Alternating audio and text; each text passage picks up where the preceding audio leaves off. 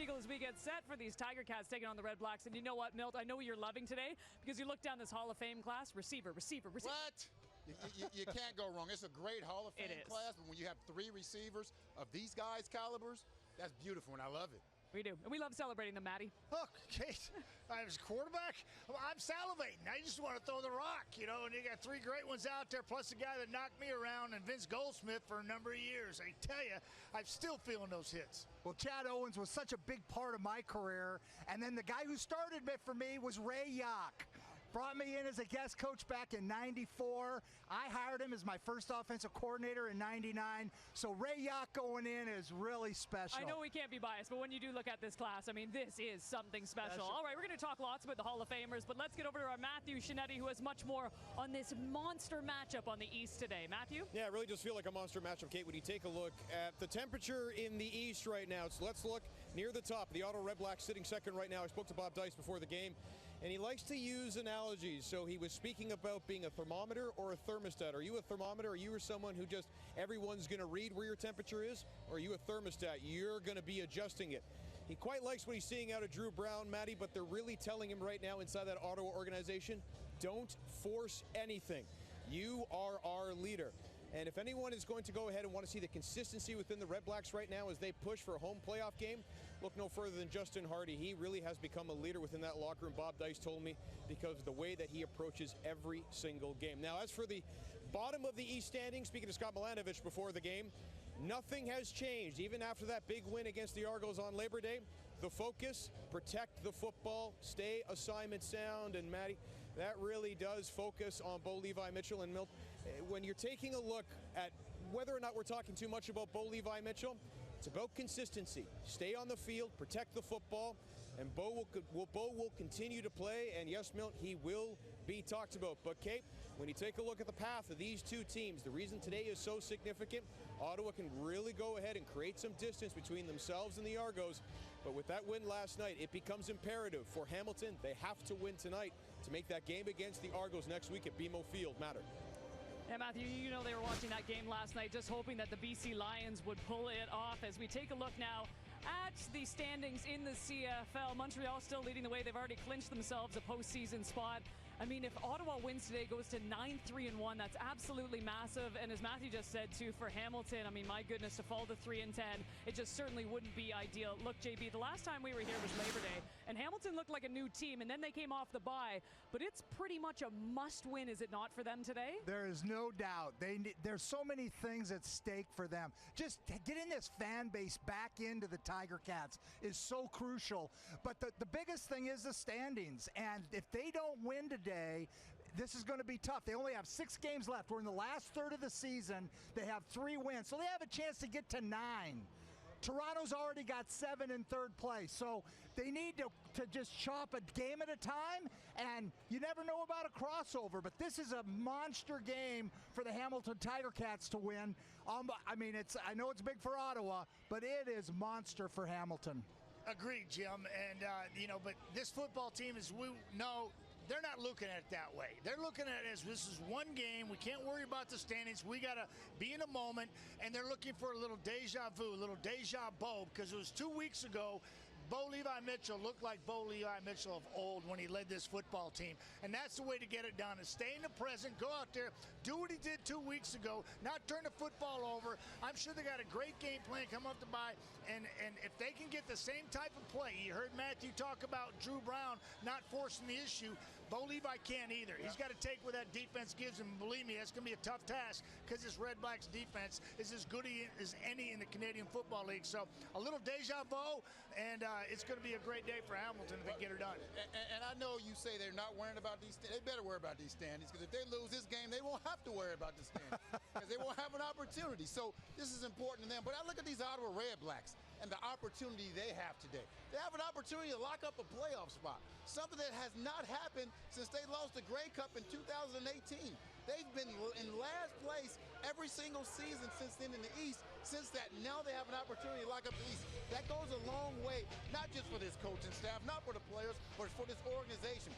for this fan base that supported this organization for so long, for so much, and now they have an opportunity to lock up a playoff spot and possibly get a home playoff game. So that is big for this organization. It's big for the Hamilton Tiger Cats, but it's also big for these Red Blacks for what they've been through since 2018. I was going to say that too. This fan base, I mean, they've stood by this team, and we've watched this team for years suffer not going to the postseason.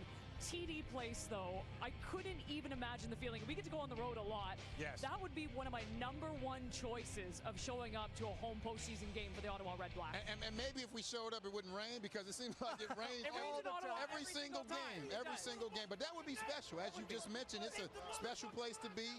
The surroundings there, the fans, that they've supported them through all this, because they've been losing. They've won 14 games coming into this season, and now they're 8-3-1. So it would be a special for them to have a home playoff. Kate, you're absolutely right. The atmosphere at TD Place is off the chart during the regular season. I've done 4 games there already this season, and it's been spectacular. So, you know, they're protecting the house, they're winning at home, and what championship teams do is they win on the road, and this is a big one for them. You know, we were watching the warm-up too. This team looks like they're having fun. Lorenzo Molden was out here, right, 5 minutes ago, and you should have seen the smile on this guy's face. I mean, it's just so nice to see. Now, this should be a monster game today, but of course we're here to celebrate the Hall of Famers as well. Standing by and joining us next on set, it is the legendary receiver.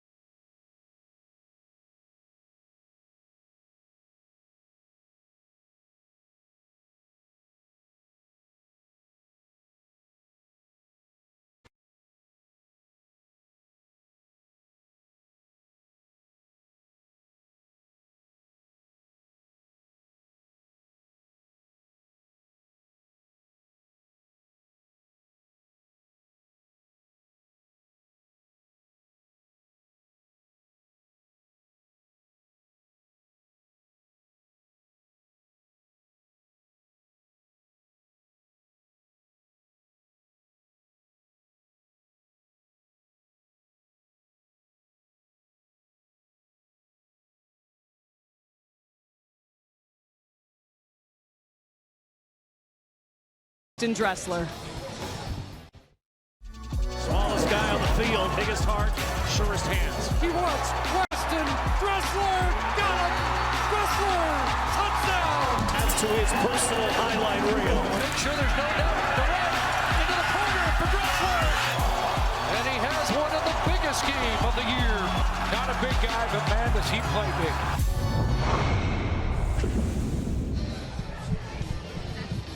And we are thrilled to be joined now by Canadian Football Hall of Famer Weston Dressler. Weston, thanks for taking the time today. And the first thing that we all noticed, I think, when you sat down is you're wearing the green. Now, I saw an interview with you before, and you said, I don't know what I want to go in as, a Rider or a Bomber. Obviously, you won with the Riders in Regina. But when it came to Winnipeg, you said that those years were really special to you. But why the choice of green today? Well, I think, you know, it's hard because both places are very special to me, but just having my start in Saskatchewan, playing 8 years there, just the recent passing of Coach Ken Miller, man, that was very, very important to me. It became a pretty easy choice. Wow, yeah. 45 rookie receivers have gained 1,000 yards in CFL history. You're one of 4 to do it for the Rough Riders. Let's talk about that 2008 rookie year, your first year in the CFL, and everything that happened with that, culminating with, of course, the Rookie of the Year. Talk about that a little bit. Just a learning experience. Just a young kid trying to find my way, doing everything I could to make plays for the team. I think as a rookie coming from the U.S., it can be a little overwhelming with all the different rules and nuances of the Canadian game. But I kind of got to that point where football's football. Yep. As a receiver, your job is to catch the ball. And once I kind of focused on that, things took off for me. I'd say they did. And Weston, let me reassure you that no matter going in a Rider or a Bomber, you're going in as a football player that people across this country enjoyed watching over the course of your career, and good on you. And I just want to ask you about your career. Was there one special moment that stands out amongst everything else that's transpired? There's more than one. There's a lot of special moments. So this is a tough question. Obviously, winning a Grey Cup in front of our home fans was the ultimate. But I will mention one very special moment, and it was a unique moment for me. My grandfather had passed away, and I went home for his funeral the day before one of our games. Fortunately, we had a home game, and a 6-hour drive away. Drove back the night before and scored a couple touchdowns that game. And of course you did. Just a unique experience where, as a football player playing in a game, I was always thinking about football. That day I really wasn't, and to be able to still perform, there's something special about knowing he was up there watching. Yeah, well, you were something special to watch. Yep. And appreciate your time in the league, and congratulations. Appreciate it. I can tell you this, Weston. Wearing that green shirt, Coach Miller is smiling down because he used to tell me the reason he loves coaching in the CFL is because of guys like Weston Dressler. So trust me, you made him very happy. I'm going to go back to the Cactus Bowl, which is the first time I ever saw you play, and you were kind of an unknown at that. You were thinking you were going to go to the NFL, I'm sure. At what point after that did the CFL become had you heard of the CFL and your introduction to it? Yeah, I had heard of the CFL. I didn't really know a whole lot about it. And really, those conversations didn't happen until after the NFL draft and all that had come and gone, and no calls came my way. And I fortunately had a coach that was Canadian in college, and he said, you need to take a look at the CFL. And he actually informed me that I was on Winnipeg Blue Bomber negotiating list. So talked to my agent. They made a couple calls, and he got back to me. He goes, actually, you were traded to Saskatchewan. Oh. So you got traded. So why would they do that? I actually started on Winnipeg and got traded to Saskatchewan. True start there, and then finished it off in Winnipeg. Your obviously. Rookie year would have been my last year. We would have played. We could have been together. in the CFL. Oh my goodness. You know how much more I could have learned from you. Weston, thank you so much for taking the time. Once again, congratulations. Yes. Canadian Football Hall of Famer. And one last time, let's take a look at these stats from Weston, what he did in his career. The most outstanding rookie back in 2008. 13th all-time in catches with 715. His over 10,000 receiving yards, ranked 17th in league history. He was a 4-time West Division All-Star, 2-time CFL All-Star, and a Grey Cup champion in Regina in 2013. All right, taking a look now at our FanDuel anytime touchdown scores. The Red Blacks are a 3.5-point favorite in Hamilton. Here's a look at the 5 most popular anytime TD props for today's game at FanDuel. How about the Ottawa defense being the most popular anytime TD prop at nearly 5-to-1 odds? I feel like somebody looked at this before they made their pick. Ticat fans won't like this, but 4 of the 5 most popular anytime TD picks will suit up for Ottawa today. Milt Stiegel, let's go to the experts and start with your anytime touchdown pick today. I'm going with Dominique Buster Rhymes. He had his best game to date last year, 138 yards. Almost had a touchdown. Remember, he fumbled as he was going into the end zone, but I talked to him before the game, and he assured me that he won't let me down. So Dominique Buster Rhymes will score a touchdown today.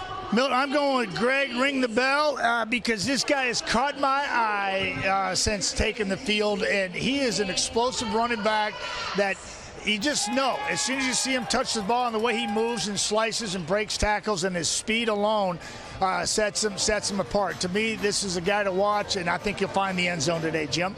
Tim White, 2 touchdowns in the last 2 games. He's just starting to feel his oats. He's going to be at home. This crowd is going to be behind him. It's going to be Tim White today, Kate. I like it. JB's I can't wait for this one. Yeah, so I obviously looked at these odds before, and I'm going to pick the Ottawa D. I literally picked it just because of what Damon Spider-Webb did last week, but then Milt brought up a good point. He said, well, I'm going to show this to Bo, who we, of course, work with sometimes. Right. And you know what? That's fine. Maybe it'll be a tip ball. We have no idea. Maybe it's not on Bo. Smart, isn't it? So to recap, I'm going with the Red Blacks defense at plus 450. Honestly, I just need to get back into the game here. Milt's going with Dominique Rhymes, Jim and Matt. You're going with a pair of Tiger Cats and Tim White and Greg Bell to score. Our anytime TD picks officially locked in. All right, you know what? That's enough football talk. We got to get back to the Hall of Famers enshrined in history. The ceremony going last night, but all of them are here with us today. We've got the Flying Hawaiian on set next.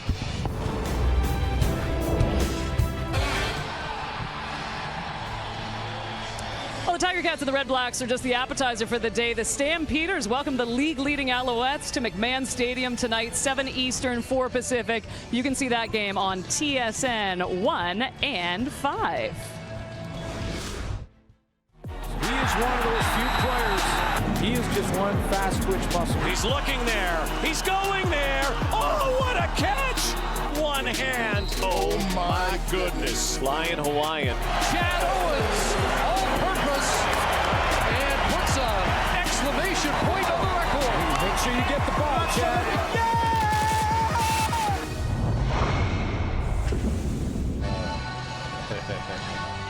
Thrilled to welcome on set now the one and only Chad Owens. And Chad, before I get to the serious questions, I see you've really let yourself go in retirement.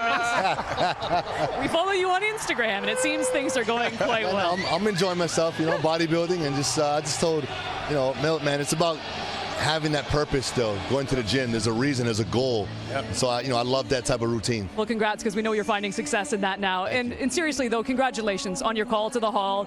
We saw you walk into Tim Hortons Field today with your family. They get to celebrate this with you. What did it mean when you received that phone call?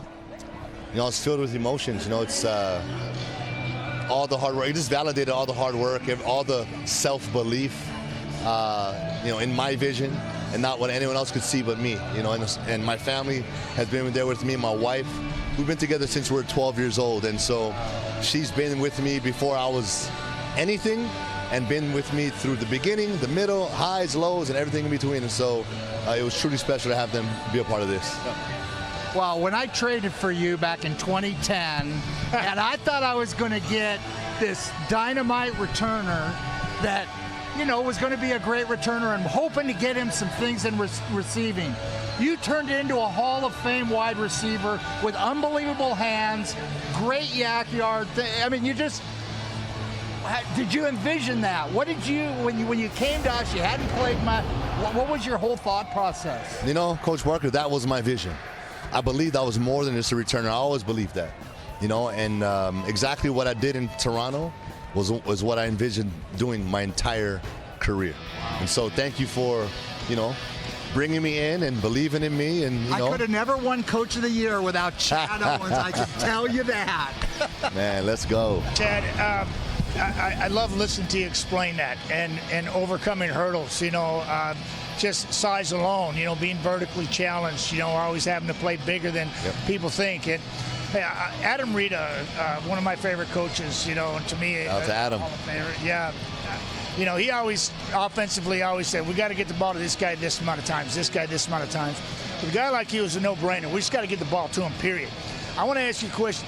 Do you prefer returning game, or do you prefer as a receiver when you were playing? What did you prefer? I got asked this just the other day. Okay. All of it. Oh, come on, Chad. You can't say you got to get this guy the ball and say, what do you prefer?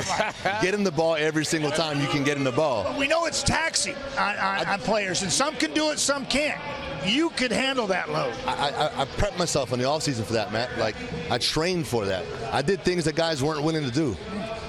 I ran up these mountains. I did things back in Hawaii in the off seasons that I wish there was social media back then that I could have documented. Some of the things I did, I still don't know how I did it, to be honest with you. But I knew the job that I had to do come season and what I had to endure, and I was ready for it. Real quick, let me name some of your accomplishments. 2010, Special Team Player of the Year. 2012, MOP, one of only 2 people to do that. MMA fighter, bodybuilder, Hall of Famer, and most important, great family man. My question is, what's next for Chad Owens? Look, it's I'm always shooting for the stars. You know what I'm saying? Like Pinball shared this with us at one of the training camp. He said, if what you did yesterday still sounds good to you today, then you haven't done much today. And so my eyes is always set on today. How can I be the best today? What can I do tomorrow? What's happening? Always striving to continue to prove myself. I think I've been wired that way from a kid because I had to. Right. I was told that I wasn't going to do it. So let me show you. So that just became part of my DNA. And I just look forward to the next thing, and who knows? Yeah. Who knows? You gotta add an actor to that too. That's right. Baby Rock. We call you the Baby Rock, baby. Look at her. And the goal is to get on set with The Rock. So, DJ, Come on now. I love it. We're repping for the Ina. Let's go. Get your boy in there. Well, Chad, I know you're in Hawaii and you probably don't watch a ton of TSN. I mean, maybe you stream it. I have no idea. We like to have fun on this, so we thought it would be appropriate today. Hold on. You gotta lay me. Lay him. You gotta lay me. Come on, do it. Come on. So how it works is I'm going to give you the Argo blue you one. put it on, and then we come in like this. Get it on there. There we go. The other side? I get they do two here, one in Hawaii. We're good. Oh yeah. Oh, you don't deserve one. It's okay. Here we go. Here you go, JP. All right, There Coach. we are. Oh, okay. I love him, but I gotta lay me at it. Flying Hawaiian officially. There we go. Football. There we Hall of go. Fame. Look, Milt already went through these stats, but one more time. 10 seasons in the CFL, 4-time All-Star, League's top special teams player back in 2010, MOP in 2012, 2-time Grey Cup champion. Chad Owens enshrined forever in the Canadian Football Hall of Fame. All right, we still have a game to be played here. Tiger Cat fans, all kinds of fired up to see their team back after their bye. We've got kickoff from Tim Hortons Field coming up next.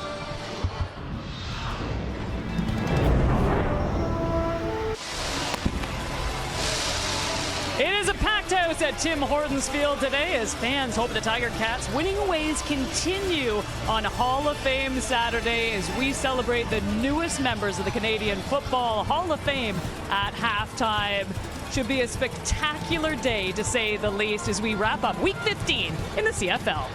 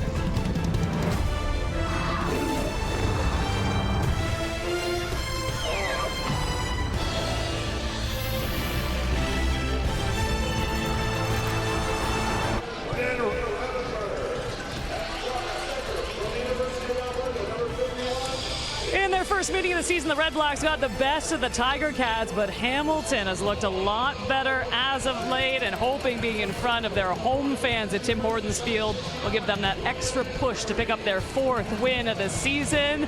Let's get you down now to field level for the Canadian National Anthem. State University, number 5, Greg Bell. Your place kicker from Western University, number 33, Mark Leggio. The receiving corps at wide receiver from Fort Valley State University, number 17, Shamar Bridges. From Houston University, number 6, Stephen Dunbar Jr. At slot back from Arizona State University, number 12, Tim White. At slot back from the University of Guelph, number 85, Keandre Smith. And at slot back from the University of Nevada, number 4, Brendan O'Leary-Oren.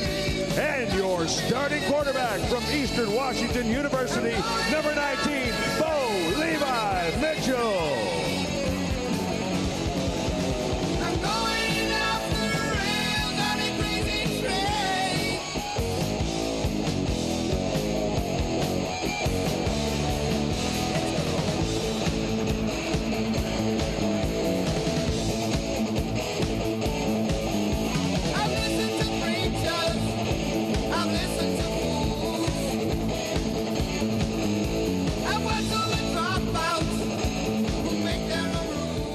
Ladies and gentlemen, please stand if you are able for this evening's honor guard from Hamilton Police. Please welcome Constable Nathan Downer and Constable Richard Medzabrodsi.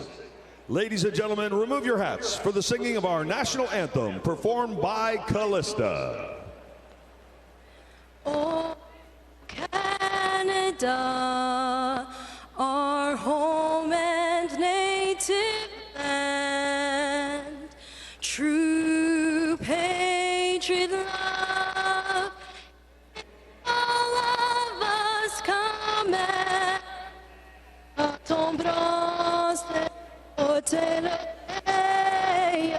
Il sait ton histoire est une épopée des plus brillants exploits. God keep our land glorious and free. Oh Canada, we stand on guard for thee. Oh Canada, we stand on guard for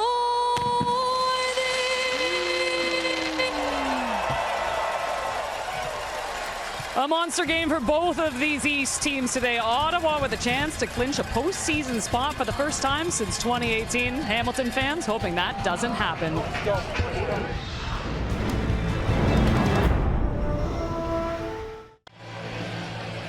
Violet Smith of Penticton, BC. This is your chance to win big thanks to Save on Foods' $1 Million touchdown to win. If the kickoff is returned for a touchdown, you could win groceries for a year. If 2 kickoffs are returned for touchdowns, you could win $1 million. Let's get you to Rod Smith and Dwayne Ford. Thank you, Kate, on a beautiful Saturday afternoon here in Southern Ontario for the second meeting of the season between the Ottawa REDBLACKS and the Hamilton Tiger Cats. A critical game for the Ticats who come into this one at 3-9. Let's talk about quarterbacks, Dwayne Ford, beginning with, in this Hall of Fame game, a future Hall of Famer in Bo Levi Mitchell. Yeah, Bo Levi Mitchell has certainly experienced his ups and downs to start this 2024 season for the Hamilton Tiger Cats, but coming off his best game thus far in a Labor Day victory over the rival Toronto Argonauts. He looks to duplicate that performance here today. And Drew Brown of the Ottawa REDBLACKS, in his first season as a CFL starter, leads all Canadian Football League quarterbacks in wins so far. One of the wins for the REDBLACKS this season came at the expense of the Ticats back in Week 4 in Ottawa at the end of June on a walk-off field goal. Richie Leone kicking it off. REDBLACKS won the toss and deferred, so it's in the hands of Lawrence Woods. And the ball comes out, and it looks like it'll still be retained by the Ticats. Woods reinserted as the returner for the Ticats. He was at the start of the season. And so here comes Bo Levi Mitchell. They haven't played since Labor Day Monday when they beat the Argos, and he had some impressive numbers, especially in that first quarter against Toronto. Yeah, Hamilton had an opportunity to have the wind at their backs in the first quarter of that ball game. They took full advantage of it with Bo going over the top a couple of times, touchdown passes to hit his favorite receiver, Tim White. His running back, Greg Bell, has taken over from James Butler. And it swung out to number 5, Bell. And with that one, gets up right up across the 45, and a good pickup on first down. Let's take a closer look at that Tiger Cats offense. Yeah, offensive line is led by perennial all-star at left guard, Brandon Revenberg, former first-round pick for the Cats. And in that receiving core, I mentioned Tim White has resumed his role, we'll say, as Bo Levi Mitchell's favorite target. Over 300 yards for him in his last 2 outings to climb into the league's top 5 coming into this week in receiving yardage. There's a Darius Pickett, one of the keys to the Ottawa defense, their strong side coverage linebacker. But you talked about Tim White, and Mitchell and White really connected 2 weeks ago. The last time they played against the Argos, 2 deep balls. And their first 3 possessions, Tim White touchdowns. Longest one is 70. He had 6 catches for 180 in that one. We'll just take a look at the injury to Ottawa linebacker. The Darius Pickett, number 6. He's tangled up with Stephen Dunbar, who was blocking him on the play. Appears to be lower leg or ankle injury. It was Davion Taylor, his teammate, coming in, making the play on Bell. Pickett, and not only one of their leading tacklers, but their leader in special teams as well. He's also had a sack and an interception this season, his first in Ottawa after an all-star year with the Toronto Argonauts last year. And so Gary Johnson Jr. comes in to take his spot in the linebacking core for the REDBLACKS, with 2nd and 6 coming up for Hamilton. A big loss early in the game. should Pickett not be able to return. East Division's most outstanding defensive player a year ago as a Toronto Argonaut, and certainly a catalyst for this Ottawa defense this season. A 4-yard pickup by Greg Bell to start off this game at a 2nd and 6 from the Hamilton 46, quickly to Shamar Bridges. And that looks to be just enough for a first down for the Ticats near midfield. Yeah, the key for Bo Levi Mitchell in the quick game is that protection, a clean pocket. There you see the offensive line getting it done. Bo able to get the ball out of his hands quickly to the first-year man, Shamar Bridges. Big target at 6'4". Opening drive Ticats up near midfield now at the Hamilton 53. Back in Mitchell's hands to Bridges again off the play action fake and inside the Ottawa 45, and another first down. Hamilton on the move. You'll see Bridges appear in the picture on the right side of your screen, working from the slot, sees a little bit of open space, sits it down. Mitchell finds him to move the sticks. Bridges in his rookie season out of Fort Valley State. And faking in the reverse to White. And looking deep and nearly caught by Bridges. Down inside the 10, Alonzo Adai there in coverage. As Mitchell opens up the bag of tricks, but still not enough to fool the Red Blacks there. Second down coming up. Yeah, lots of action in the backfield, including the appearance of a slot sweep to Tim White coming around the back. That seems to freeze the defense. Shamar Bridges works across the field. He's on the left side of your screen. He's going to work towards the right corner. Has position, but great recovery on the play by the free safety, Alonzo Adai, to break it up. Well, big plays certainly worked for the Ticats early against the Argos 2 weeks ago on Labor Day. This time, quickly across the middle, down around the 40, but not close enough for a first down. A third down is coming up, and the field goal unit should be coming on for the Ticats. And another injured linebacker for the Ottawa Redblacks. It looks like Frankie Griffin, their weak side linebacker. We saw Darius Pickett hurt earlier in this drive, and now Griffin is down. Well, and this will certainly test Ottawa's depth a little bit. They do come into this game with 7 linebackers dressed, but bearing in mind that they're starting middle linebacker Javon Santos-Knox. There you see Griffin. Looks like he caught that right elbow. But coming into the collision with Adai, his teammate Adai, and the receiver Bridges. And bear in mind, too, that their normal middle linebacker is Javon Santos-Knox. So Santos-Knox is injured and out of this game. There he is, former Ticat. Davion Taylor taking his place, and now we have Pickett out and Griffin hurt. Yeah, so your 3 starters all out at this moment. Again, we'll see whether Pickett or Griffin are able to return. But you also have to bear in mind when you start looking at asking your backup linebackers to start playing full-time on defense, these are the guys who are usually your 4-teamers, right, based on body type. And what I mean is they're the guys that are going to play punt return, kickoff return. So you're now asking them to take a whole lot of snaps in the world of 3-down football. So Mark Leggio with Nick Constantino to hold from 47 yards out to put the Cats on the board in this opening possession. And he's got enough, and it's right through to put 3 on the board. And once again, the Ticats at home open up the scoring. Drew Brown, what a season he's having in his first year with the 8-3-1 Ottawa Redblacks. First Ottawa possession coming up here on CTV. Drew Brown is in his first year as the starting quarterback in Ottawa, and he leads the CFL in victories by starting QBs this season. Yeah, Drew Brown has, I think, more than delivered on expectations when he was signed by the Ottawa Redblacks as a free agent this offseason. Obviously looking for experience and stability at the quarterback position that has kind of eluded them for the last 3 or 4 years. New running back Kalen Leyburn is in. It's swinging out in behind. And it's a pass by Justin Hardy, and the coverage is there, but a flag does come out. It was intended for Nick Mardner. They tried the double pass, swinging it back in behind to Hardy, looking downfield for Mardner, and Richard Leonard is being called for pass interference. Pass interference. Hamilton, number 22, spot of the foul, automatic first down.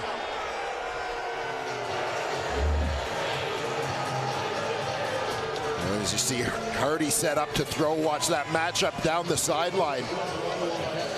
You can see the contact happening. Will Sunderland in coverage. The gangly Nick Mardner, 6'6" rookie receiver. So Sunderland, 22, not Richard Leonard, called for the PI. So Ottawa in business now. And that's nearly intercepted.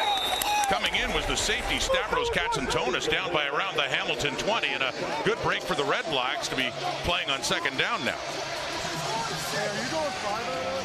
And you see the numbers for Drew Brown on the season: 11 touchdowns, 5 interceptions. Lucky to avoid a potential number 6 on that last throwaway, but he has done a good job taking care of the football. The key in his success so far. And that's not something Ottawa quarterbacks in the last few years of their struggles have been known for, taking care of the ball. Brown, though, has been and completes it there, down close to the 20. The ball does come out. They're saying he was down. That is Dominic Rhymes on the receiving end, and Nick Usher coming up with the football. Looked like Rhymes was down when the ball came out. Yeah, Dominic Rhymes coming off his biggest game thus far in 2024 in terms of targets, catches, and yards. And watching that replay, I think that ball may have been out as he was on his way down. Well, Ottawa working tempo quickly over the ball before, well, a challenge flag comes out now. This Ottawa looked like they were trying to, Scott Milanovic coming way over to make sure the officials saw that challenge flag. Hamilton is challenging the ruling on the previous play of down with contact. The play will be reviewed. And to your point, and you can always tell when an offense quickly gets over the ball trying to run a play. They tried to get the play off so they wouldn't have to do this. Cue the command center. Requested by Scott Milanovic. Was this a fumble by the Red Blacks? A view of Al Bradbury in the command center reviewing whether or not Dominic Rhymes fumbled, going down around the Hamilton 20. A challenge by the Ticats. It was not ruled a fumble on the play. Is it enough, what you see here, to overturn? Yeah, and that's going to be the key to determining this one, is that word conclusive. Is the evidence conclusive? Do I think the ball was out before he was down? Yes, I do. Does the video evidence show that the ball is clearly out before his right knee touches down? To be determined by the command center. Big moment here with Ottawa in scoring position, and here is the decision on the Milanovic challenge.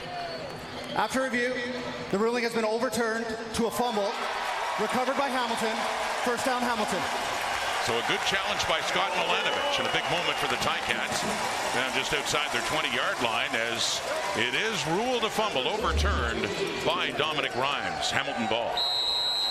Yeah, watch Nick Usher coming from the left side of your screen, gets his hand right on the ball as he comes in on the tackle.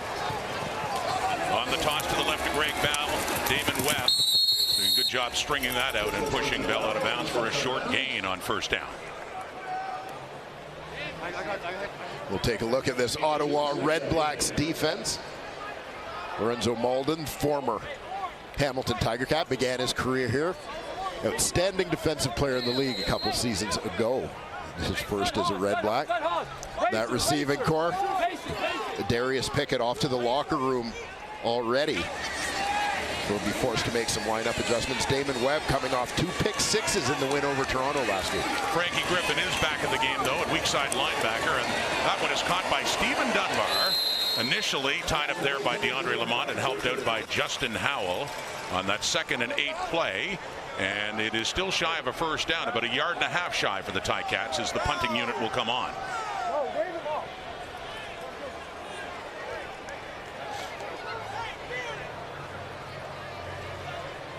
And a new punt returner for the Red Blacks. One of several they've used this year. That's Eli Stove, who made his debut 2 weeks ago in Touchdown Pacific. Had 8 catches in that one and now being used as a returner. Yeah, with the return of Jalen Acklin, we'll see less of him on offense, but Devontae Dedmon's still out of the lineup. So opportunity for him to stay on the roster as a returner this week. The punt by Constantino. And it pushes Stove back inside the 25. Breaks through after a 59-yard punt and an excellent return. The first for Eli Stove. Gets it up across the 40. Scott Milanovic These are the Ticats 2 weeks ago against their rival Toronto Argonauts, and what they did in that first quarter to really open up that game. And Scott Milanovich has talked for much of this season about the importance of starting well, starting on time. The Tiger Cats certainly did that on Labor Day, especially as compared to their previous first quarter performances this season. Came out, got a turnover on the first defensive drive. Offense turned it into quick points, and it set the tone for the day. They had 24 points total this season in the first quarter, then 21 on Labor Day Monday alone, their last game. From the Hamilton 46. And it's Jalen Acklin back into the lineup. Up closer to midfield, up around the Ottawa 50, excuse me, as we take a look at that Ottawa offense. Yeah, Canadian Zach Pelios was injured. The third-year offensive tackle goes to the IR. Drake Centers, American, will get the start at the right tackle spot this week. And as mentioned, Jalen Acklin, the former Ticat. Good to see him back in the lineup after a few scary moments as he suffered an injury a few weeks ago. 2nd and 5. The toss is caught inside the Hamilton 40.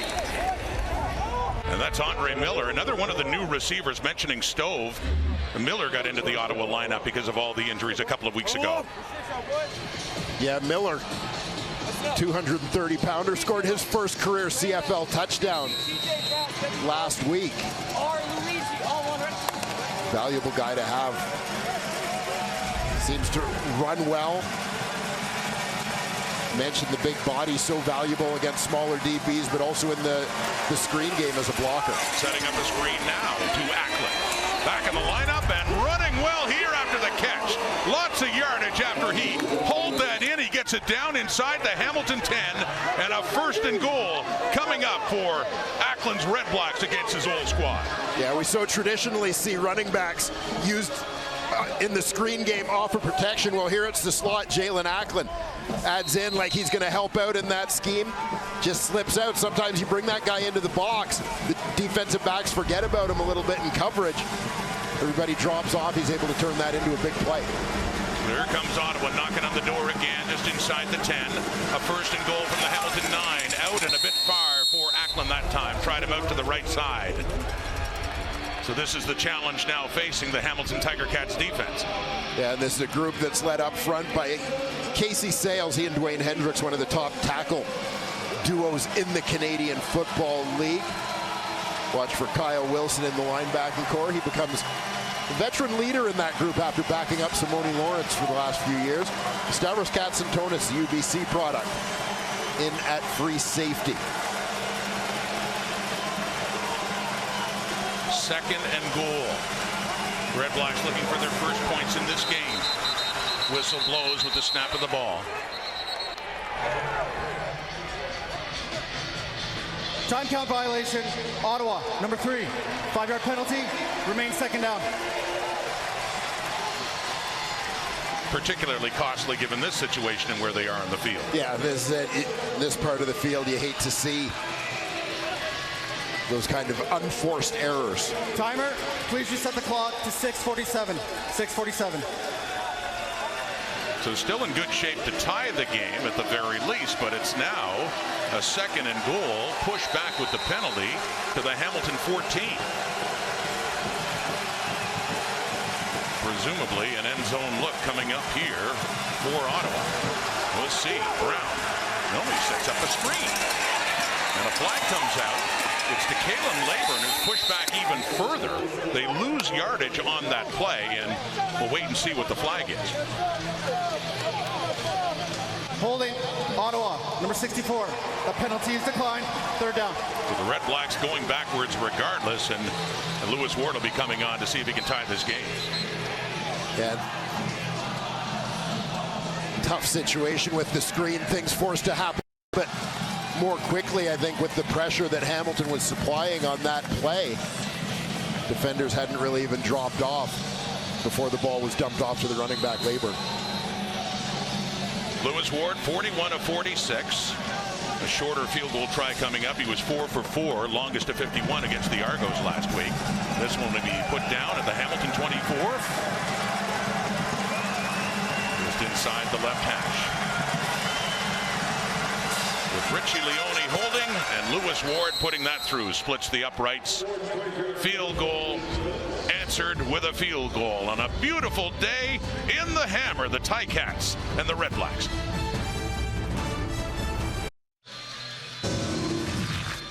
Back at the Hall of Fame game here on CTV. This was a rather unusual occurrence last week, Wayne Ford. Damon Webb, not just one pick six, but two in the first half in their victory over the Argos. Yeah, Damon Webb and the defense leading the way in that victory. Outstanding performance for Damon. Actually, the first time in his entire football career. Never happened in high school, never in college, that he even had two picks in one game, let alone taking two back for touchdowns. That was big in the early dominance by the Red Blacks over the Argonauts. Well, throwing here on first down is Bo Levi Mitchell. Tim White, the closest in the area, up near midfield. That falls incomplete. Well, Damon Webb's had some big moments before in college with Ohio State. Remember the Cotton Bowl 2017 against USC? Sam Darnold pass picked off by number 7 of the Buckeyes, Webb, who had himself a pick six. Yeah, a little history of big pick sixes. En route to being named the defensive MVP of that Cotton Bowl. We asked him about that. He had no problem reflecting on that big interception for a touchdown as well. He's had some big moments. Very good season in other ways, too, for the Red Blacks. Second down, and it's caught. Dunbar has it. Midfield, enough for a first down for the Ticats in this 3-3 ball game past the midway point of the first quarter. Yeah, and you get a great look at Bo Levi Mitchell threading the needle here.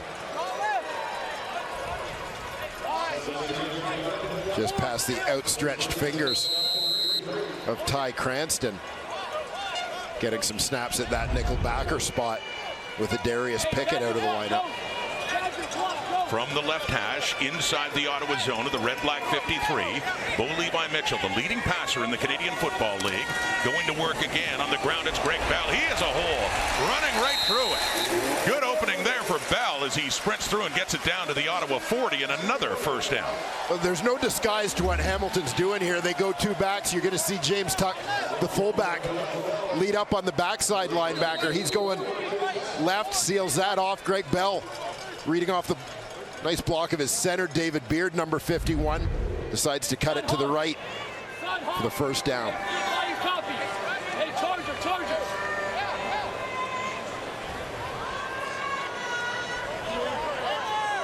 At the Ottawa 41, first down, and it's off to Bell inside the 40. A few moves, the ball comes out.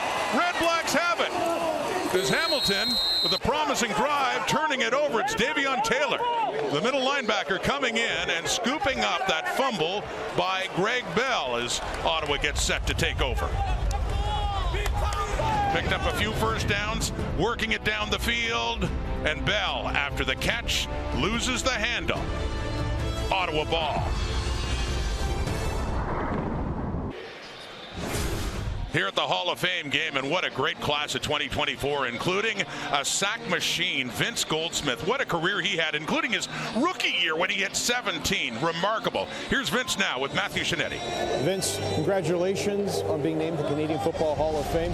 When you got that call, what went through your mind right away? Really nothing. I wasn't expecting to get a call, you know. I kind of, in the back of my mind, thought someday maybe.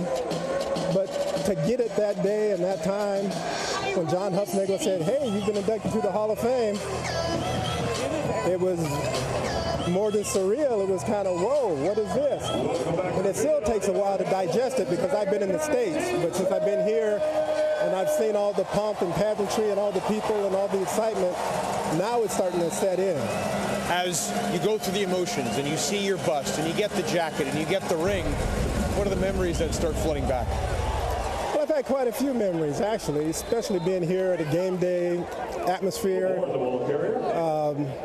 I remember driving to the games, getting off the bus, getting dressed, walking out, warming up, the opening kickoff, having folks sing "Old Canada," you know, getting to the yin and the yang of the game, and either winning or losing, and going and celebrating with your team, win or lose. You know, those things have been flashing back to me. Congratulations. Enjoy every moment of it. Thank you, and I am. Thanks, Matthew. Hall of Famer Vince Goldsmith mentioned the 17 sacks in his rookie year. He had 20 one season, and he's, as we saw before, he's up there all the time in the sacks leader. Yeah, really burst onto the scene. A guy who was so well suited for the Canadian game, low center of gravity, so strong. Still, I shook hands with Vince last night at the induction ceremony, and I had to ice down after. He can still bring it. I remember one of my locker neighbors in Calgary early in my career, Kent Warnock, had been in that Calgary D-line room with Vince in the mid-'80s and used to talk a little bit about him, not just what a great player he was, Ottawa, but also a terrific 20. teammate. 5-yard penalty, remains third down. So penalty against Ottawa. They were 2 and out, and Richie Leone setting up to punt, but they take that penalty, so pushes them back to their 35. And Vince Goldsmith saw him hoisting the Grey Cup too with the '89 Saskatchewan Roughriders when they beat the Hamilton Tiger Cats back then. Remarkable career. Leone to punt it away in a 3-3 tie, getting late in the first quarter now here at Tim Hortons Field. Lawrence Woods, big return Woods. He's got something going, and Lawrence Woods is gone. 83 yards, first return touchdown for him since 2022.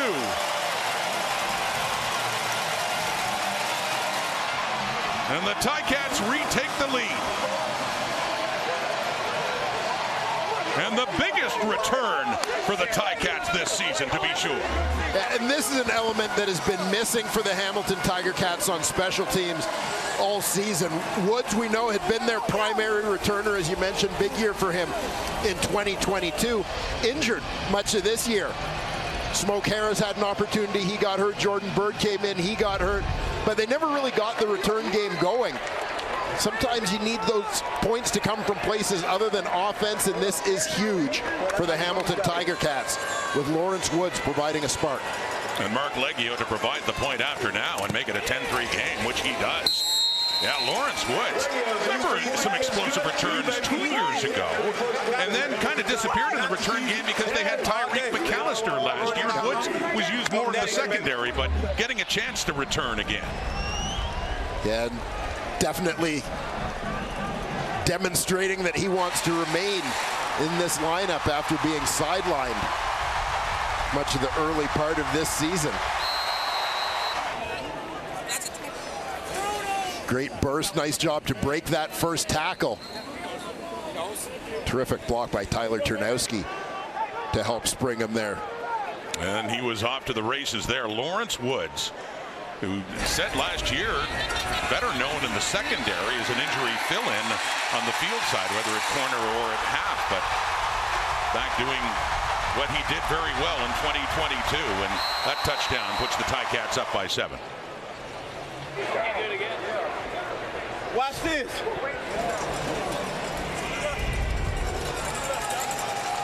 And Eli Stowe back, but you know, it's the studio talked about it before the panel about how important this game is for Hamilton, especially. Ottawa could clinch a playoff spot with a win, but in much better shape in second in the division.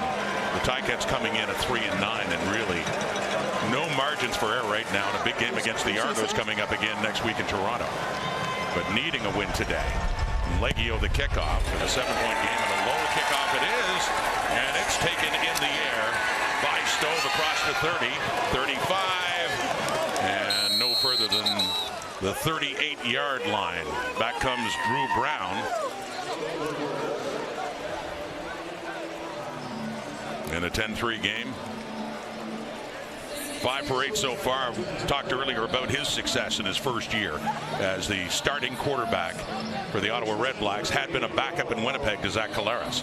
Yeah, we've talked a lot as well about the triangle between Zach Collaros, his former Hamilton offensive coordinator Tommy Condell, who is now Drew Brown's offensive coordinator in Winnipeg.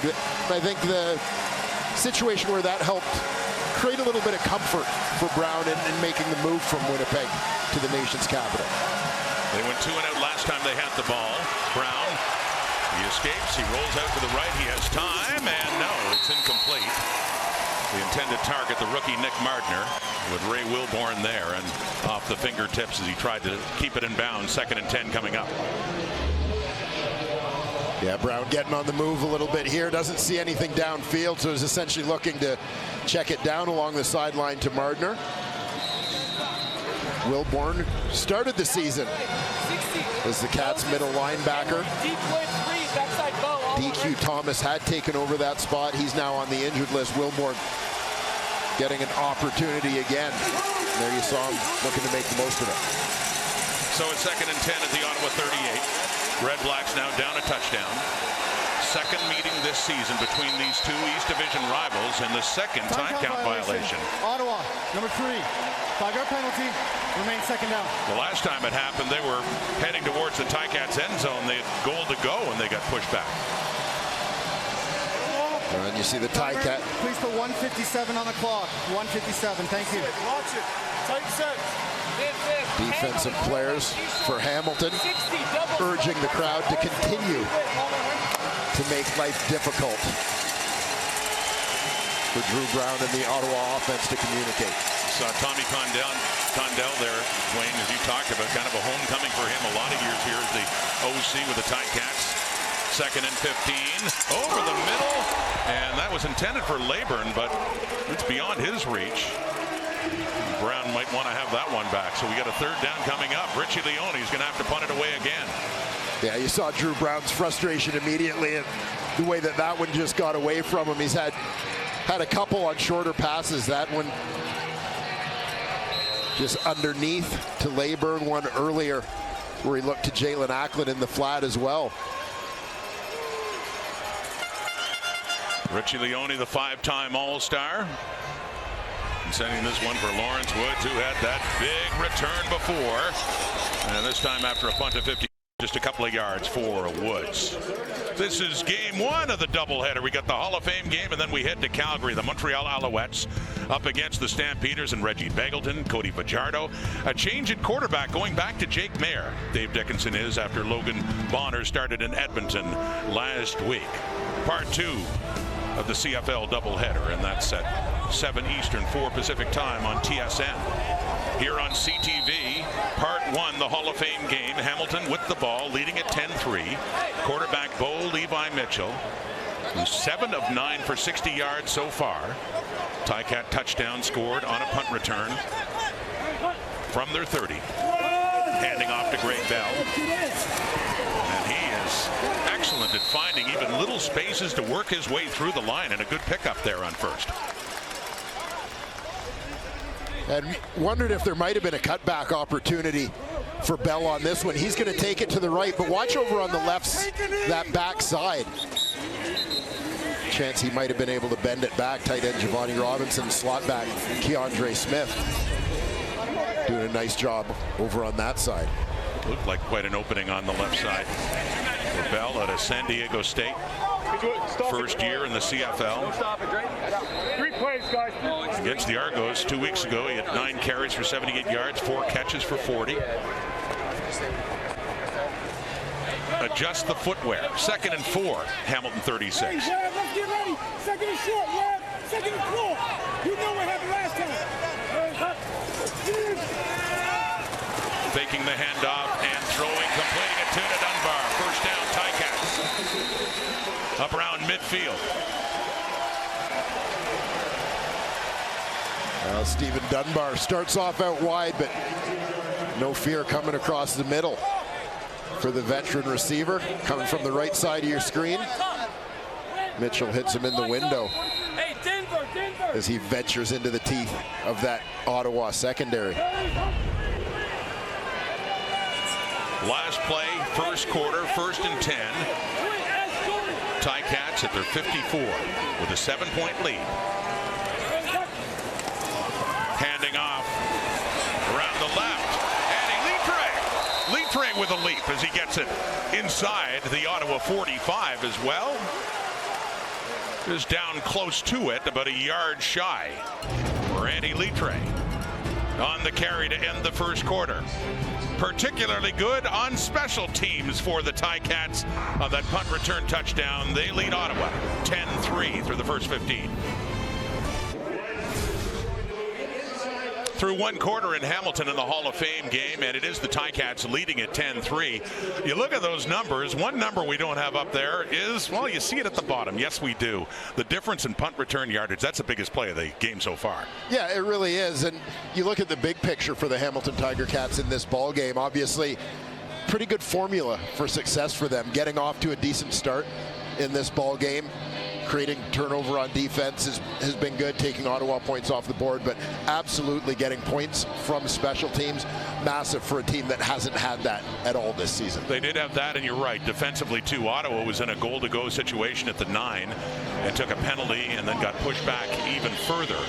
So that was Ottawa's best chance to get into the end zone. They settled 4-3, 10-3 the score to start the second quarter. For Bull Levi Mitchell, and after that first down by Antti Litre, they're in the Ottawa zone. Litre again the ball carrier. Out of Simon Fraser, who started his career with the Calgary Stampeders and went to the Red Blacks before signing on with Hamilton. Yeah, spent last year in Ottawa, year before that in Edmonton. Hey, Orange, yo-yo the quad flip. Orange, yo-yo the quad flip. He's had a great opportunity in Hamilton this year, not just filling in at running back as he's done throughout his career, but also often serving as the short yardage quarterback for the Tiger Cats. Has a couple of touchdowns this season. Working short yardage near the goal line. The Ottawa 44 and a 1st and 10 Hamilton.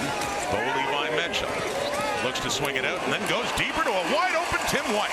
They connect again, as they did so well against the Argos 2 weeks ago, as Tim White gets involved in another first down Ticats inside the Ottawa 25.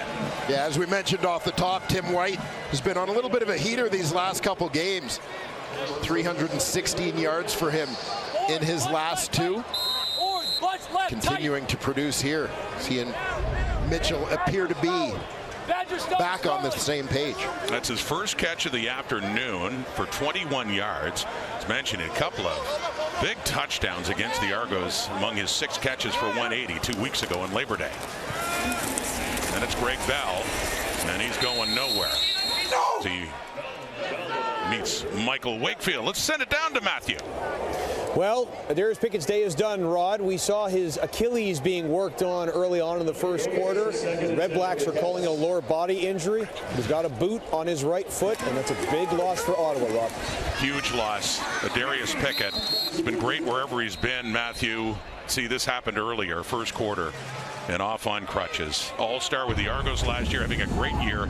An all-star type season again with the Red Blacks. What a loss that is for Ottawa. Well, not a scene any team wants to see. Their starting middle linebacker and their starting nickel backer, both on crutches on the sideline. From the Ottawa 23, Mitchell down the right, into the end zone, intercepted. It came up short of the intended receiver, Brendan O'Leary Orange. It is Brandon Dandridge who comes up with the football. So, with that one play, Mitchell and the Ticats see a promising drive snuffed out on the second pick of the season for Dandridge. Ottawa ball. Red Blacks trailing by 7. Among the many greats to be inducted into the Canadian Football Hall of Fame last night here in Hamilton was S.J. Green. There's the resume. Look what he did with the Alouettes and then later the Argos. 30 career 100-plus yard games and some championships too. Solomon Jr. Green, congratulations and welcome to the Canadian Football Hall of Fame and our broadcast. What does this mean to you? It means everything, man. I was talking to Herb Zukowski back in Montreal last week, and I was telling him this is football eternity for me. It's I'll be remembered forever up here, and I had a lot of great memories up here in this country and in this league, and I'll forever remember these memories that I had here. That terrific receiver class that you go in with, Weston Dressler and Chad Owens along with you. A couple of your contemporaries. Tell us a little bit about what that aspect of it means to you. I mean, it means a lot. Chad and I were on a practice squad together back in Montreal, and we had a lot of talks about where we wanted to be in this league when it was all said and done. So to see Chad go and be inducted into the Hall of Fame the same year that I am, it's truly humbling because we came really literally from the bottom. And to watch Weston, Weston was a guy that I watched, and he came in 08 and he got started before I did, but he made plays, and he just made you want to go out and compete and do your thing. Such a humble honor to be inducted with these 2 gentlemen. The Red Blacks pick up 4. Second down coming up here at the Ottawa 33. And back to Kalen Labor, new running back, as he gets it up closer to the 40, but still shy of a first down. Let me emphasize again, because you kind of let that one just blow by here. You were on the practice roster. Chad Owens was on the practice roster. What kind of a statement is it to how good the Montreal Alouettes must have been back late in the 2000s if you guys weren't in the main squad? Man, we had a squad. We had Jamel Richardson, Brian Bratton, Kerry Watkins, Ben Calhoun, myself, Chad Owens, Larry Taylor. I mean, the list goes on and on. We were a stacked team, and everybody was fighting for their life. Everybody wanted to play. You know, the only way you can sustain yourself in this league is to get on the field and make plays. And, you know, we had to wait our turn, and when we got our opportunities, we made the most of them, and, you know, here we are today. Well, we just saw a few of your highlights, but, you know, there's one that I think everybody wants to ask you about. The catch in Saskatchewan, opening weekend, 2010. Yes, sir. So I'll tell you, I'll be honest. You know, this is my first time seeing it like this from the beginning. But we ran the same play, the exact play before. It was spread right, Cardinal, wide spacing, Cardinal. You know, I had to fade on the outside. AC threw the ball. I scored a touchdown in the corner, and we called the same play. I'm like, oh man, Donovan's sitting on the route. Like, what am I supposed to do? In my mind, find a way to win, right? So I run the route. Donovan kind of steps inside. I end up spinning off of him, and I see AC just lay it out there, and I'm like, trying to get on my horses and just get to the ball and give myself a chance to make a play, and, you know, history was made. Yeah, and you played with some Hall of Fame quarterbacks as well. Anthony Calvillo, of course, and back-to-back championships with Montreal. And then later in your career, a chance to play with Ricky Ray, too. Tell me about your time in Toronto. Man, my time in Toronto was amazing. It was an opportunity for me to have a different role on my team. You know, in my time in Montreal, I was kind of the little brother for a majority of my career, you know, with Jamel Richardson and K. Watt leading the way, and I got to take over towards the end. But when I came to Toronto, you know, we were a team full of outcasts, you know, with DeVere Posey, Armani Edwards. You know, we all kind of ended up on the same team. Guys got cut, and we all ended up together, and, you know, we just battled it out and struggled, and we came together and were able to do magic. It's a 3rd and 1 coming up here for Ottawa. Going for it here, Dustin Crum, short yardage quarterback, coming in with an injured player. And Crum, I don't know if he got it. If he did, just barely. As the Ticats and Chris Jones' defense, and Jones is loving that, thinking there's a chance here. They turned it over on downs. Wait to see where they spot it. I think they got it.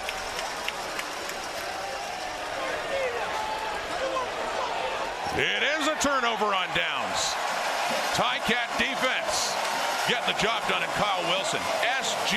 Green, Hall of Famer. Got a nice ring to it. Thank you so much for joining us. Thank you guys for having me, man. It's such a pleasure to be here. And Canada will always be home to me, and this is an amazing day. Thank you, guys. S.J. Green, great career, and nice to see it rewarded last night here at Tim Hortons Field in Hamilton.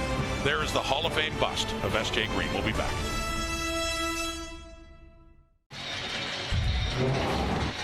Big stop and short yardage for the Hamilton Tiger Cats. Watch, middle linebacker in behind Ryan Baker, the rookie out of University of British Columbia, 43rd overall pick this season. He comes over the top to meet Dustin Crum. Snuff out his forward progress and any opportunity for a second effort there from the Ottawa quarterback. So each of these teams just turning it over. Last time they had it, Bo Levi Mitchell was intercepted by Brandon Danridge, but then a turnover and downs by Ottawa. So Hamilton with a 7-point lead, and they're at the Red Blacks 40 to start. Faking it to White. Wide open and just a little bit off. Giovanni Robinson. He got in behind coverage, but a little bit to the left. It falls incomplete in the second down. Yeah, he was in that window. Mitchell sees him. You'll see Robinson releasing from his tight end spot. The right end of the line. Shamar Bridges clears out in front of him. You see he's in that open window between levels. Bo is just a little short on the throw. So 2nd and 10 at the Ottawa 40. Mitchell with time. Another receiver is open in behind Danridge at Shamar Bridges. Just in behind and perfectly placed by Mitchell for a big first down for the Ticats. Here they come again. Yeah, and Shamar Bridges is a guy with whom Bo Levi Mitchell has had almost instant chemistry here in Bridges' first year in the CFL. Bo has talked a little bit about how he likes throwing to big receivers. He finds their body language a little easier to read as they run their routes. That certainly seems to be the case between he and number 17. Down to the 15. As Bridges is 4 catches for 50 yards. So looking to add to their lead. It stands at 7 here in the second quarter in the Hall of Fame game. Greg Bell upended after 2-3 yards. The ball is out again. Red Blacks have it, taking it all the way, and look who it is. 2 touchdowns last week. This time Damon Webb has a fumble recovery touchdown for Ottawa. Another massive defensive play for the Red Blacks. That's all, baby.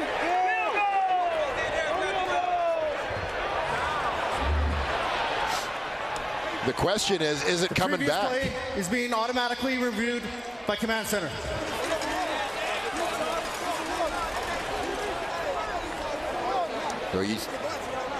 Watch and see if Greg Bell lands before this ball comes out.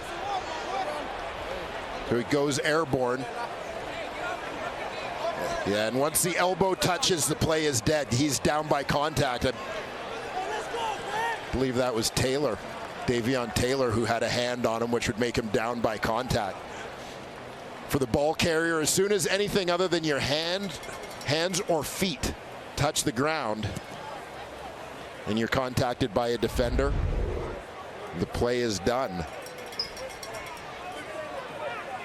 Discussion there with Bob Dice, but clearly he was down. It is under review. After automatic review by Command Center, the Hamilton ball carrier was down at the 12-yard line. It'll be second down. So no, that is not the second time this game that Greg Bell has fumbled. He had an earlier one that the Ticats lost, but that time they retained possession, and what a big review to get that call right as Ticats are threatening. Yeah, what a swing that would have been with the Cats in scoring position. And Webb looking to put points on the board for Ottawa on the play. Well, he'll always have those pick sixes last week. Not another touchdown for Damon Webb, but awfully close for number 9 Ottawa. Instead, big challenge, Red Blacks defense now. 2nd and 7 at the Ottawa 12. Mitchell, high snap, pulls it down, bumps into a teammate, throws to the end zone. No, just broken up last minute.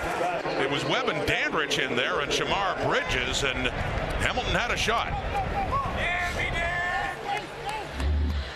A little awkwardness in the backfield here. Watch Mitchell when he first takes the snap. It's Keandre Smith trying to come across the formation to help pick up a blitz. Bo forced to scramble. Nice adjustment by Bridges as he had been to the inside and kind of bumped off the defender subtly to try and create some separation to the outside, but just unable to come up with that one before falling out of bounds. Boy, Dandridge has made some plays in the Ottawa end zone, hasn't he? Broke that one up and had the interception before. Mark Leggio out now. And just a short one from the 19 up and through as the Ticats do, though, add to their lead. They get it up to 10 now after another Leggio field goal. The Hall of Fame game in Hamilton on CTV. Another player inducted into the Canadian Football Hall of Fame last night. Unfortunately, not able to make it to the induction, but Marvin Coleman. Some great years, especially with the Calgary Stampeders, as you look at his bio. In fact, 1998, along with Dwayne Ford, won the Grey Cup with the Stampeders. Yeah, terrific teammate, Marvin Coleman. You know, much like guys like Chad Owens, Weston Dressler, in the days of slightly smaller rosters in the CFL, this is a guy who is an impact player on defense, also one of the best returners in the league. Definitely not the biggest guy, but usually one of the leading tacklers on our team. A screen pass to Leyburn is going nowhere. Initially, he broke free of Kyle Wilson, but took that one well behind the line of scrimmage, lost yardage there. Another little look at Marvin Coleman, as you talked about, not only the 28 career interceptions, but from a different time when you could have a star on defense and a star returner at the same time. Yeah, fantastic. Always one of the fastest players on the field.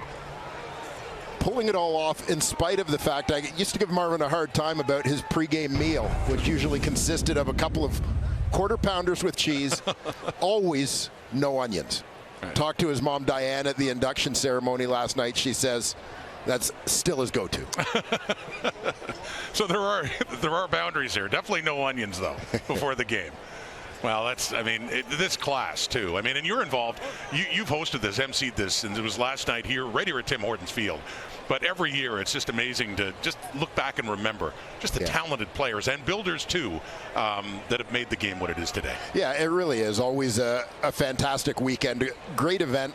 Nice opportunity for me to get to be a fan for a while, too, where, you know, guys that you've whether enjoyed watching them from the booth, as we see in the case of many of the receivers. Vince Goldsmith, a guy that I grew up watching. Fantastic. There you see Weston Dressler and his entourage. A couple former teammates with him in the group there. Chris Getzlaff and linebacker Mike McCullough as well made the trip to support their former teammate. And no offense, Winnipeg. He had some good years there, but I love that he wore the green. He made it clear. Very fond memories of his time with the Saskatchewan Roughriders, as you're seeing again.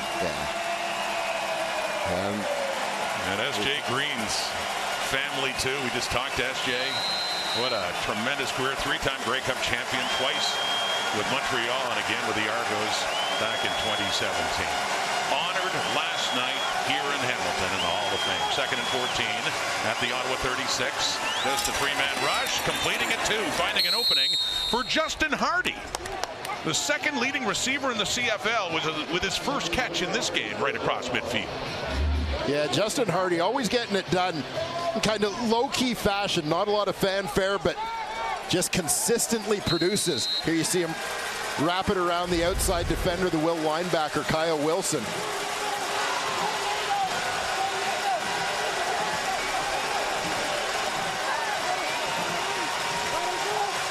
A gain of 20. It's a 1st and 10 at the Hamilton 54 on the ground for Kalen Laburn there, but the numbers for Hardy out of East Carolina and having a great year. Second just to Justin McInnes of the Lions coming into this week in receiving yardage. Yeah, just productive wherever he's been. You know, this is a guy who spent a little bit of time in the National Football League, but completed his NCAA career as the all-time leader in receptions during his time at East Carolina. Short pickup, Laburn, 2nd and 8 at the Hamilton 52.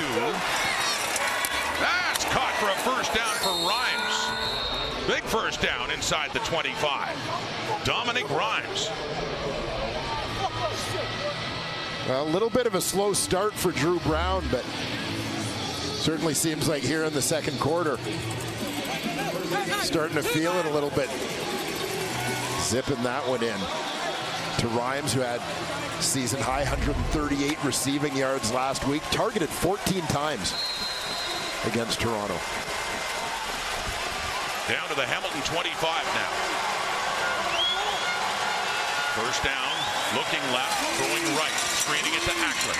Jalen Acklin back in the Ottawa lineup after missing a couple of games when he was hurt on an end zone toss against the BC Lions in Ottawa a few weeks ago, and got that pickup, about 4 more yards. Yeah, and you'll see the backs sort of head out to the left side, setting screen that way. Acklin's going to go to the right as they try to create a little bit of misdirection.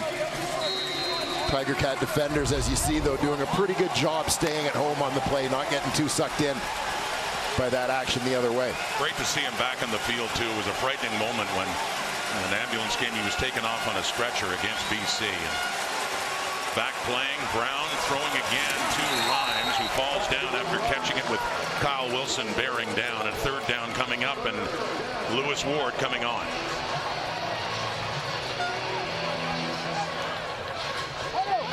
Big stop there for the Tiger Cats with the Red Blacks pressing here. Ryan Baker again in, supplying a little bit of pressure on the QB on that one. So Richie Leone close to the right hash will put it down for Ward about the 30-yard line. Ward is 1 for 1. Make that 2 for 2. So Ottawa's offense coming in field goals, getting it back to within 7, with Hamilton still in front. Scan the QR promo code on screen to get 40% off Crave with a 6-month plan and start streaming the biggest shows and latest hit movies all in one place on Crave. Rod Smith, Dwayne Ford, Matthew Shinetti, Kate Burness in the panel here as well in the Hall of Fame game. Great annual tradition here in Hamilton, home, of course, of the Canadian Football Hall of Fame. And the second meeting of the season between the Ticats and the Ottawa REDBLACKS, who beat Hamilton back in June for the first time since 2018 in a walk-off field goal. Hamilton ball, Mitchell. He throws it to Dunbar. It is caught. It's across midfield, and it is a first down for the Tiger Cats.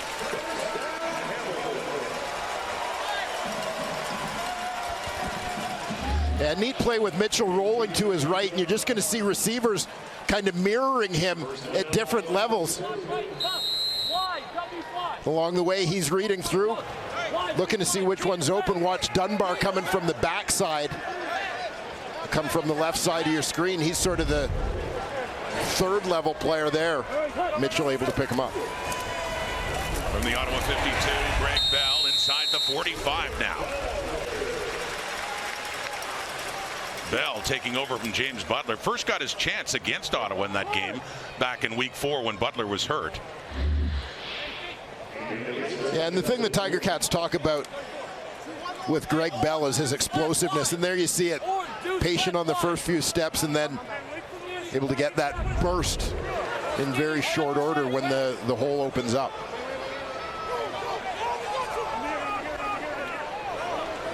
So in short yardage, Bell comes off. Mitchell still in, and he Litre is the tailback.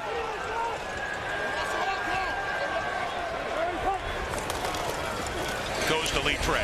First down and more inside the 40. As Dwayne talked about, we've seen 34 involved in these scenarios as quarterback. This time, Mitchell hands off to him, and he picks up the required yardage. Yeah, and when you watch this one, Litre looks almost surprised at how things open up for him on the left side after he takes the handoff. Little over pursuit there, perhaps, from Aiden John on the left side. Tight end Giovanni Robinson walls him in, allowing Litre to easily pick up that first down. So Bell is back in at running back. He has the ball. And REDBLACKS take him down. Frankie Griffin, DeAndre Lamont. Little committee there for Ottawa to take him down for next to nothing. In fact, a loss of about a yard for the Ticats. Yeah, no push on that one. The Ottawa defense absolutely winning at the line of scrimmage. Hey, Orange, Rip, the quad flat, soar in. Be ready for your hunt. Frankie Griffin had left the game earlier briefly. A scary sight in terms of positions, especially for Ottawa, having lost to Darius Pickett for this game. And Griffin back in, and they're without Javon Santos Knox, their middle linebacker, to start this game. 2nd and 11. The Ottawa 39 for the Ticats. Leading by 7. Low pass, it's caught by Keandre Smith. Or they whistle it down and say no. And Keandre disagrees. Let it suffice to say.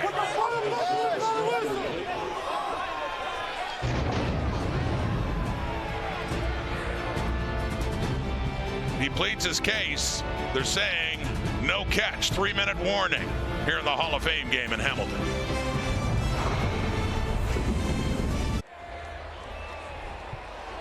Panel coming up at halftime, and the newest members of the Canadian Football Hall of Fame. I feel like we should reintroduce ourselves here. Jim Davis. Davis Sanchez. That's Matthew Shinetti. Davis Sanchez wish he looked this good. I'm telling you. Some Hall of Famers up there, and there's another one, S.J. Green. Yeah, that Milt Davis rivalry goes even without both of them there. Keandre Smith was not happy. Looked like he might have had a case too on a pass just before the break.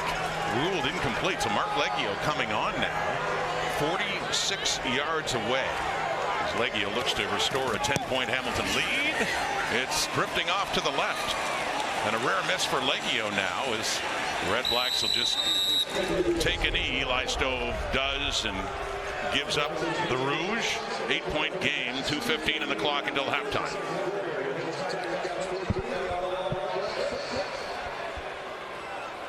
As mentioned, this is the Hall of Fame game. Here's who was inducted in the case of builder Ed Laverty, inducted posthumously. But Marvin Coleman, Weston Dressler, Vince Goldsmith, S.J. Green, who we talked to, Chad Owens, and Ray Yauch, too, who's a great coach in the CFL. Won a Grey Cup with Edmonton back in 1975. Yeah, absolutely fantastic class, as mentioned. The receivers, you know, the glory guys, they kind of headline this one. But a terrific group, as talked about, and great connection between them.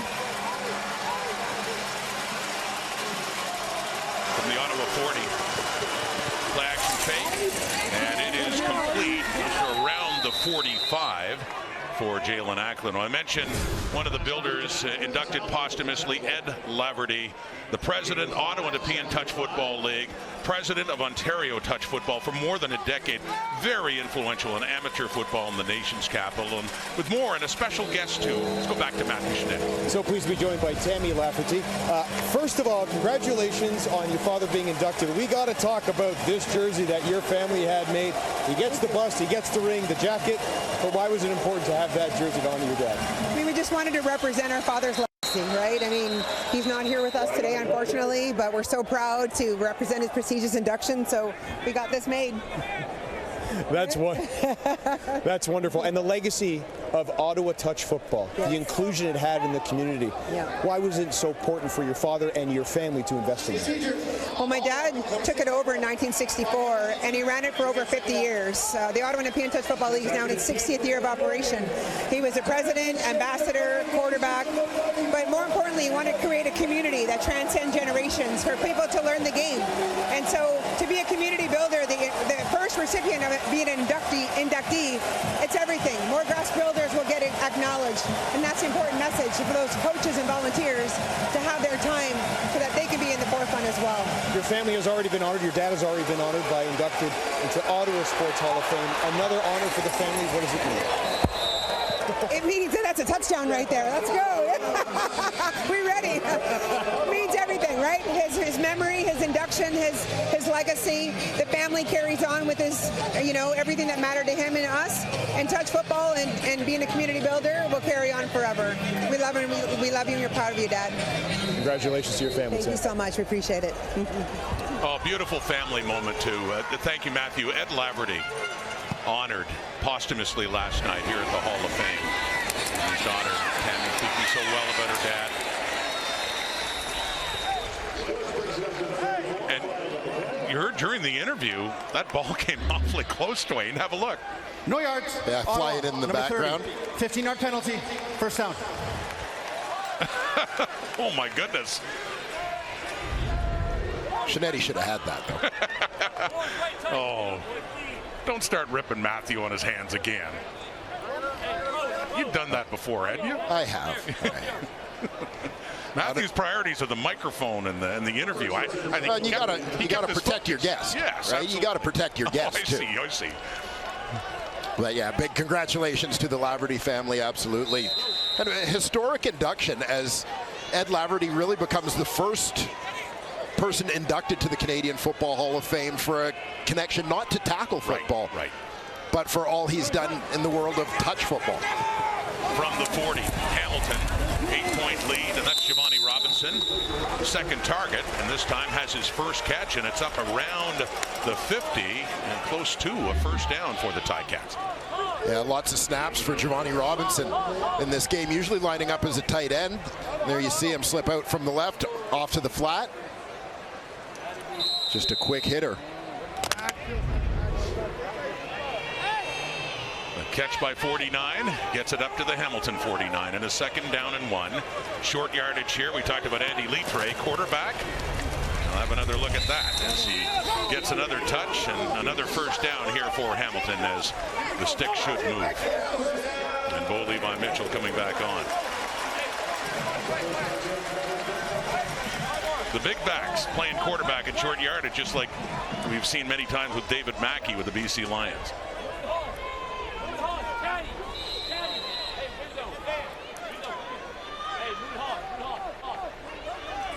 Well, Tiger Cats looking to extend this lead to 2 possessions before the break as the clock ticks down close to a minute.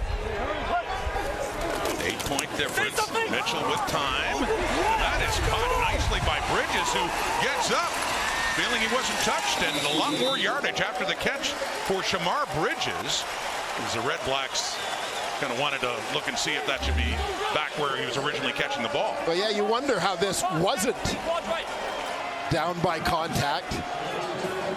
Maybe some debate as to whether the left hand of the defender was still in contact when he caught the ball. Yeah, that's on the previous play, the ball carrier was down at the 54-yard line.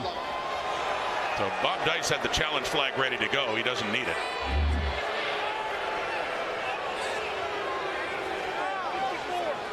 And there you see Ty Cranston in coverage. His left hand still was in contact with the arm of the receiver Bridges as he was down. A nice catch by Bridges, but it ended there. Ruled down. Still enough for a first down. It is a first.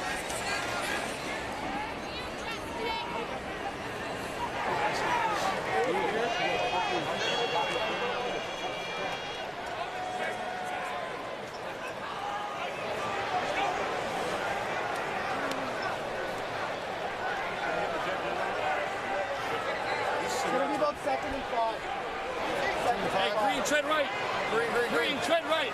It was Bridges' 5th catch from the opening half. Right.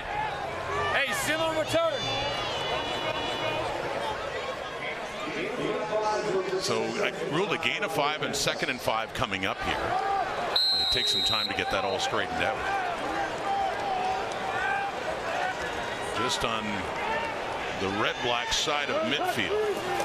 Mitchell quickly to the right. It's caught. And a lot more after the catch. Stephen Dunbar breaking free. Touchdown Hamilton. 54 yards. And a lot of that coming after Dunbar got his hands on it. Yeah, big play here. And as the ball is on route, you're going to see the Ottawa defender coming downhill in a hurry. Looking to make a play on the ball. Kind of overcommits as Dunbar steps in front. That was DeAndre Lamont, the halfback. Dunbar steps in front. That leaves no one there to make the tackle. As Dunbar races to the house. Little help from Keandre Smith. Got himself in the way of one of those pursuing Ottawa defenders to help his fellow receiver get to the end zone for a huge Hamilton touchdown. And the 3rd touchdown of the season for Stephen Dunbar Jr. in his 4th year at the University of Houston.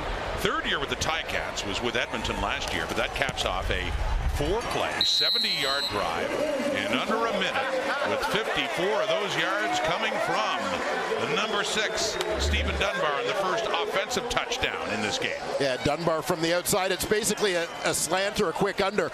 But watch, Lamont knows what's coming. He's making a break on the ball, but Dunbar gets to it first.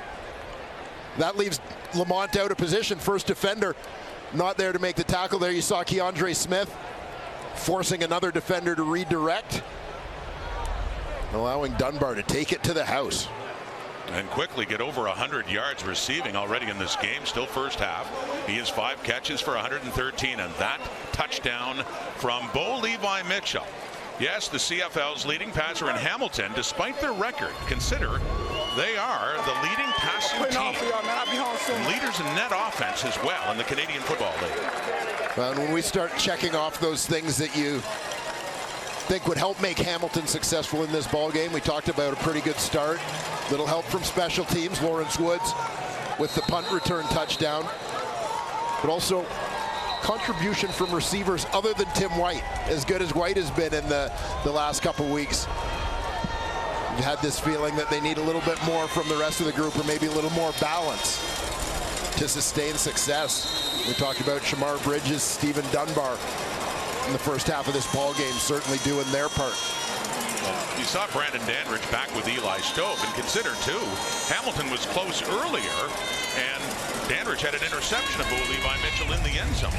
Otherwise, it could have been more than a 21-6 lead for a team that desperately needs to win. Ticats. And it's Dandridge with the ball for Ottawa. Across the 30, Dandridge about the 32. So 35 seconds to go, 17-yard return. Drew Brown and the Red Blacks have some work to do on a day when they could clinch a playoff spot if they win, but in a hole right now.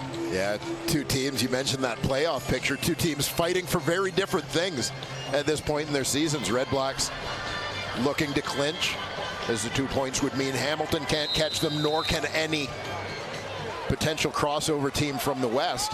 Hamilton just trying to keep their hopes alive. Toronto obviously making that a little more difficult with their win last night. Yeah, it certainly hurt the Ticats. Big Argo win in BC last night. And that one is complete. Half a minute to go. That's Rhymes on the receiving end again. But mentioning the Ticat offense, you see Ottawa's on now, but the Ticat offense, 260 yards, total net offense. We're not even at halftime. They lead the CFL in net offense at nearly 400 yards a game. Yeah, a lot of positives for Hamilton offensively this year. The concern for them through the first part of the year had been the turnovers, and particularly because defensively they weren't creating turnovers. Special teams, they were struggling in terms of both field position and big plays. And so they needed to protect the ball offensively. And that was sort of the thing that was holding them back, but despite the gaudy numbers. Casey Sales, by the way, making his way to the sideline slowly for Hamilton. All-star defensive tackle. With 31 seconds to go until halftime. Kate and Jim Barker and Maddie and Milt all standing by here at Tim Hortons Field. Hall of Fame game halftime show coming up. That is complete too, and that's Justin Hardy, but still up around the 45, 20 seconds to go until the half. First down, Ottawa. And the Hall of Famers inducted officially last night. There's SJ and Chad Owens, and they're going to be honored here at halftime too at Tim Hortons Field. You heard him talking to the panel. What a career Owens had as well. My goodness, with the Argos, we talked about not only as a receiver, but as a great kick returner. Ottawa's trailing by 15. Halftime looms, nearly a great catch, but that's broken up nicely by Jamal Peters on Andre Miller. Yeah, and this is why you go out and get a corner like Jamal Peters. Great coverage guy, but also physically, his height, his reach. Great matchup. As receivers get bigger and bigger, as Miller does a nice job high pointing it, but Peters able to match the leap and bat that ball away. Former Argo came over in free agency, first year with the Ticats. 14 seconds. Brown running around. Deflected. That's Sunderland. Had a shot at the ball down around the Hamilton 45. 6 seconds to go now until halftime. Yeah, Hamilton going three-man rush here. Obviously, dropping 9 is the biggest concern, is making sure that they don't give up anything over the top. Not much to throw at for Drew Brown when you got 9 guys in coverage. The last meeting between these two teams was a major turn for both. That was back in late June when Ottawa looked to have lost it and just in seconds got down enough for a Lewis Ward field goal to win it in a walk-off. And that pushed the Ticats to an 0-4 start, and they've had trouble recovering from that slow start this season despite some very close games. One at a time, cliche as it is, that's all Hamilton has. They're leading right now on a great Hall of Fame weekend as we send it.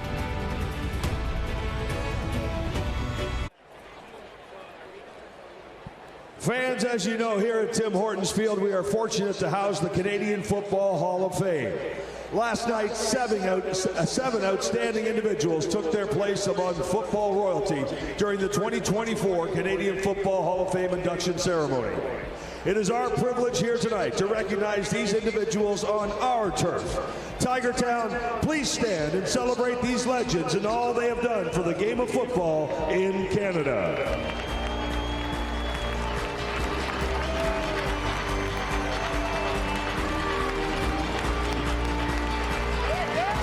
Hamilton, please make some noise for 2024 Hall of Fame inductee builder Marvin Coleman. represent him, please welcome his mother, Diana G.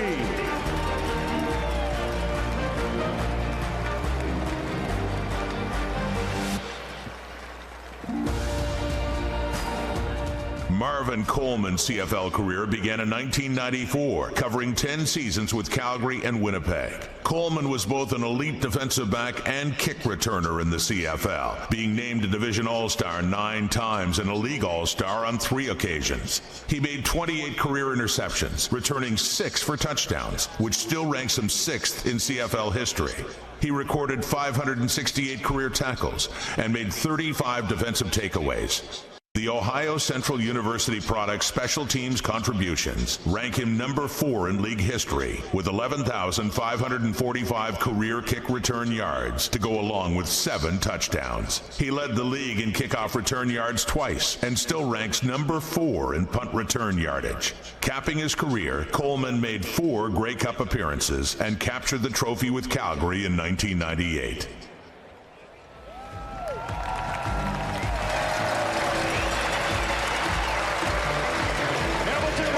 Some noise for 2024 Hall of Fame inductee Ray Young. Ray is accompanied by 3 of his 4 sons, John, Jim, and Jeff.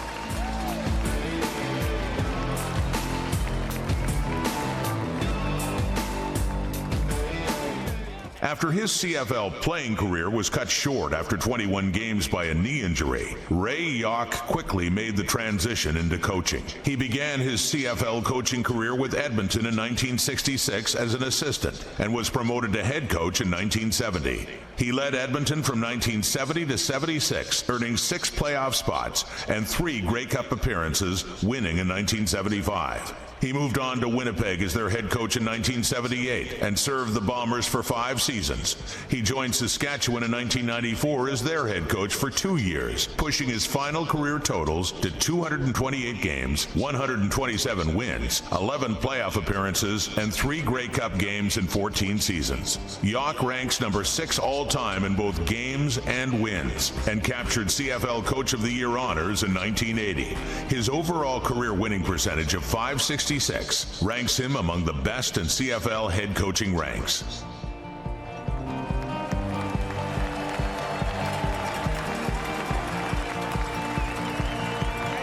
Hamilton, please put your hands together for 2024 Hall of Fame inductee, defensive lineman Vince Goldsmith.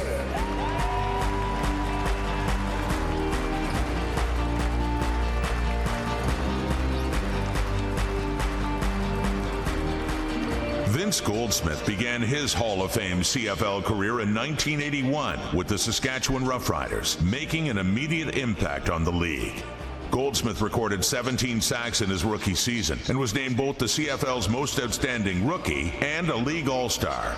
Over his 10-year career, he played in 163 games and had 130.5 sacks, which still ranks him 8th all-time. He had 10 or more sacks in 8 seasons, including a career-high 20 in 1983. Always near the ball on defense, he made 16 career fumble recoveries, returning 4 for touchdowns, which ranks him number 3 in league history. Goldsmith split his time between Saskatchewan, Toronto, and Calgary, and was a 3-time Division All-Star. The Oregon product won 1 Grey Cup with Saskatchewan in 1989.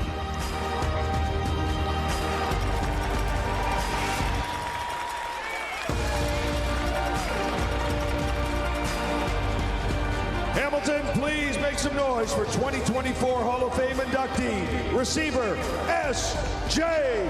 Green.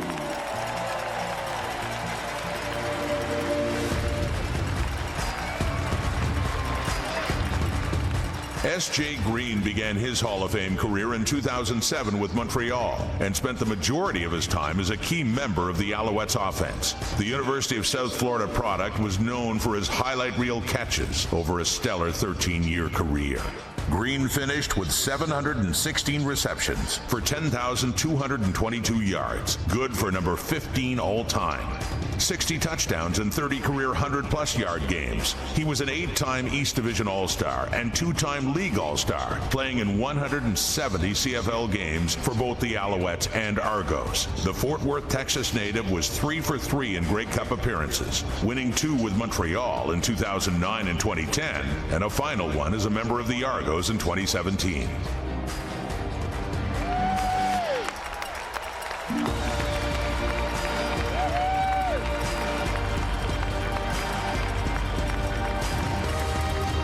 Hamilton, please make some noise for Tammy Laverty, who has represented 2024 Hall of Fame inductee, builder Ed Laverty.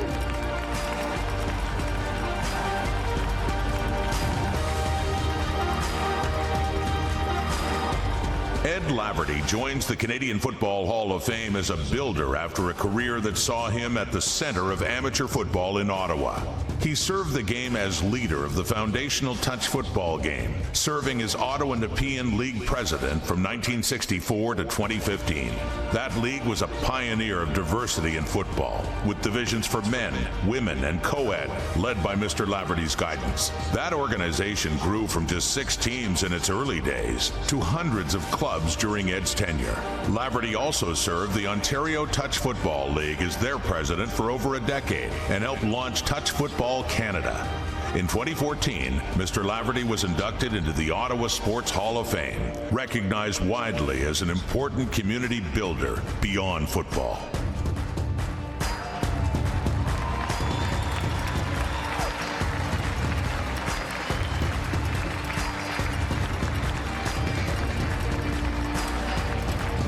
Hamilton, please put your hands together for 2024 Hall of Fame inductee, receiver Weston Dressler.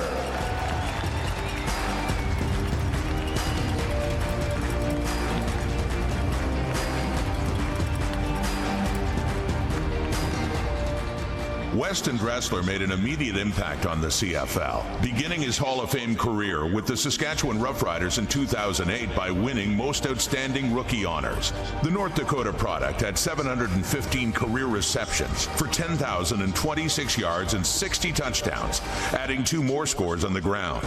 He ranks among just 17 CFL players with 10,000-plus career yards. On special teams, he had a major impact, with over 2,000 return yards and 3 more touchdowns. Over 11 seasons, Dressler played 161 games, splitting his time between the Riders and Winnipeg. An always reliable target, Dressler was a 2-time League All-Star and 4-time Western All-Star. He appeared in 2 Grey Cups with the Riders, winning one in 2013 in front of his home crowd.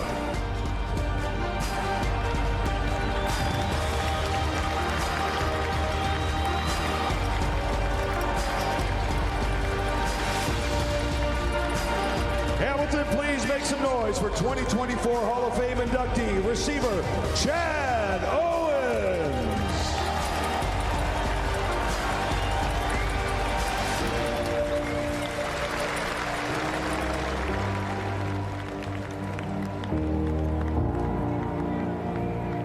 Chad Owens began his CFL career in 2009 with Montreal, but it was a 2010 trade to Toronto that kick-started his Hall of Fame career. Owens made an immediate impact for the Argos on both offense and special teams. In 2012, he became just the 3rd player in CFL history to lead the league in both receiving and combined yards the same year. He set the pro record for single-season combined yards with 3,863, winning the Most Outstanding Player award in Grey Cup that year. His 16,698 career combined yards ranks 10th all-time, and he scored 9 touchdowns on kick returns. The Flying Hawaiian was a 5-time Division All-Star, 4-time League All-Star, and captured the CFL's Most Outstanding Special Teams award twice.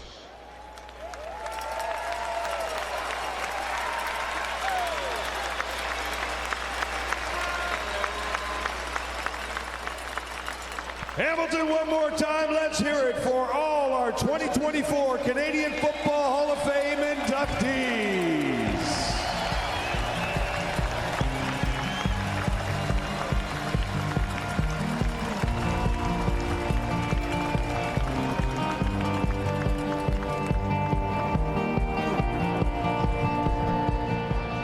I know we say it each and every year, but what a Hall of Fame class this is. And sitting beside you, JB, for this ceremony, I know you have a couple of personal connections to these guys on the field, but it's the nostalgia of watching on a day like this, isn't it? It's been the first time for me. I mean, these guys have gotten in the Hall, and it's such a great thing.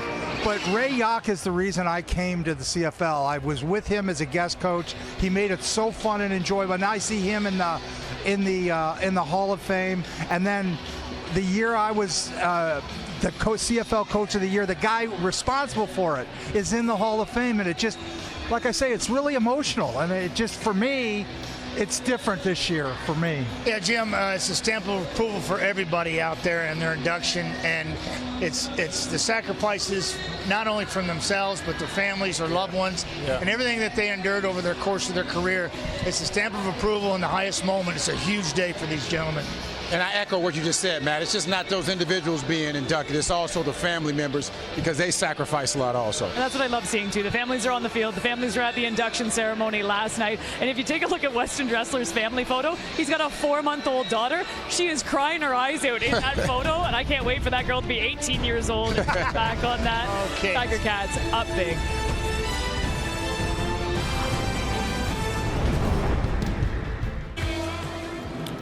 Halftime in Hamilton at the Hall of Fame game, and the Ticats are leading the Ottawa REDBLACKS 21-6. A look at these halftime stats sees once again Hamilton producing on offense, and there was an interception in the end zone too, Dwayne, by the REDBLACKS to prevent the damage from being even worse. Yeah, the offensive production stands out, and certainly the timeliness of the Dunbar catch at the end of the half to extend the lead without giving Ottawa much of an opportunity to answer the bell. But the play that really stands out in the first half is Lawrence Wood's punt return touchdown, something that Hamilton has lacked for much of this season. And you see the difference that it makes, not just in terms of the scoreboard, but also just in terms of the energy on the sidelines, the momentum that it gives a team. And the fact for the Tiger Cats that it came at the time that it did, with Woods making his return to the lineup, I think is big as well. Also big for the REDBLACKS in a bad way right now. Darius Pickett, their star coverage linebacker, strong side linebacker, is hurt and out for this game, left on crutches. There's Eli Stowe back for the return. Ottawa will get the ball, down 15 points, and Brandon Dandridge too to start the second half. But a key injury for the REDBLACKS, who are trying to clinch a playoff spot if they could win today. Hamilton just trying to hang on. They need to pretty much run the table in the remaining 6 games, or you'd have to think win at least 4 or 5 of them to have a chance maybe at a crossover. And, you know, that's the way things are looking right now. They have the season series against Toronto, but the Argos pulling ahead even further by 8 points with the win against BC last night. Mark Leggio, the kickoff. The second half of the Hall of Fame game is underway, and it is Dandridge with it across the 30, 35, and then he is hit hard by James Tuck with a flag coming out shy of the 40-yard line.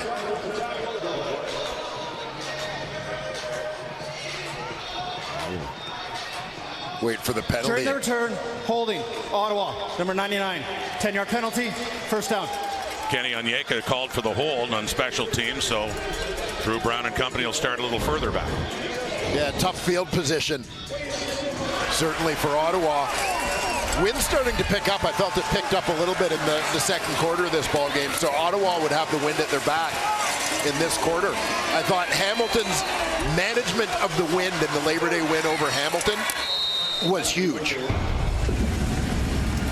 Huge part of their success.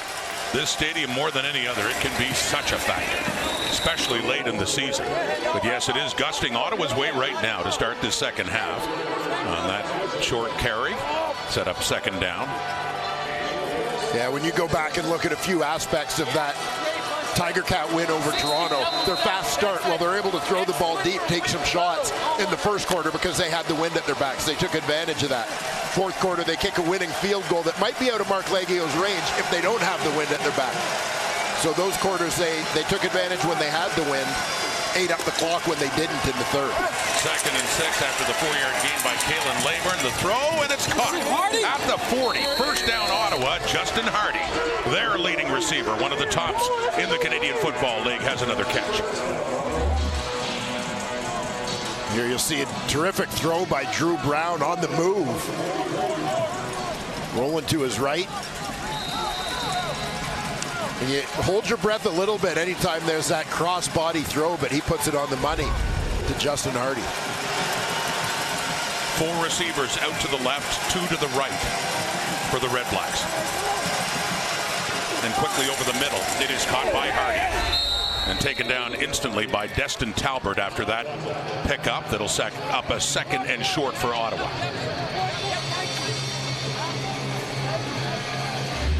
Well, Justin Hardy continues to go to work here, working against the first-year halfback, Destin Talbert.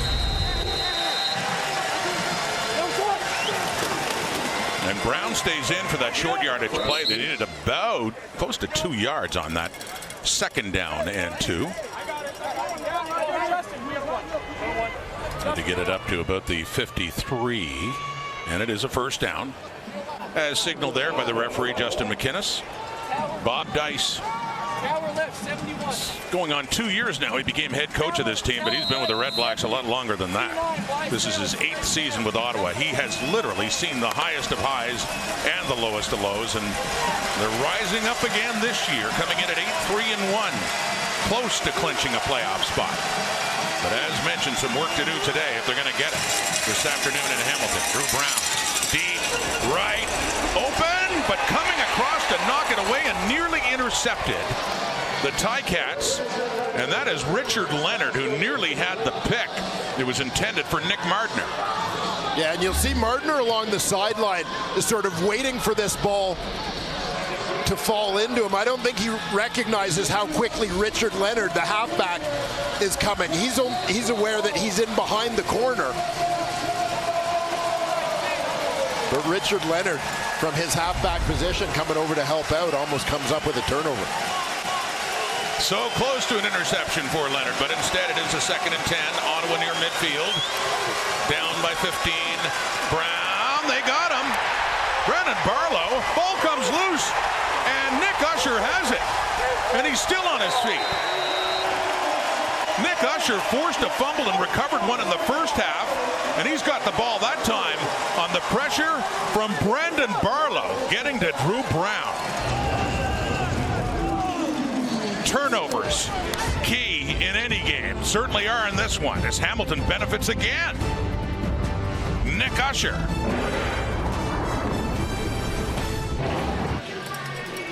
That's Brandon Barlow coming off the edge, who manages to get the strip on this play.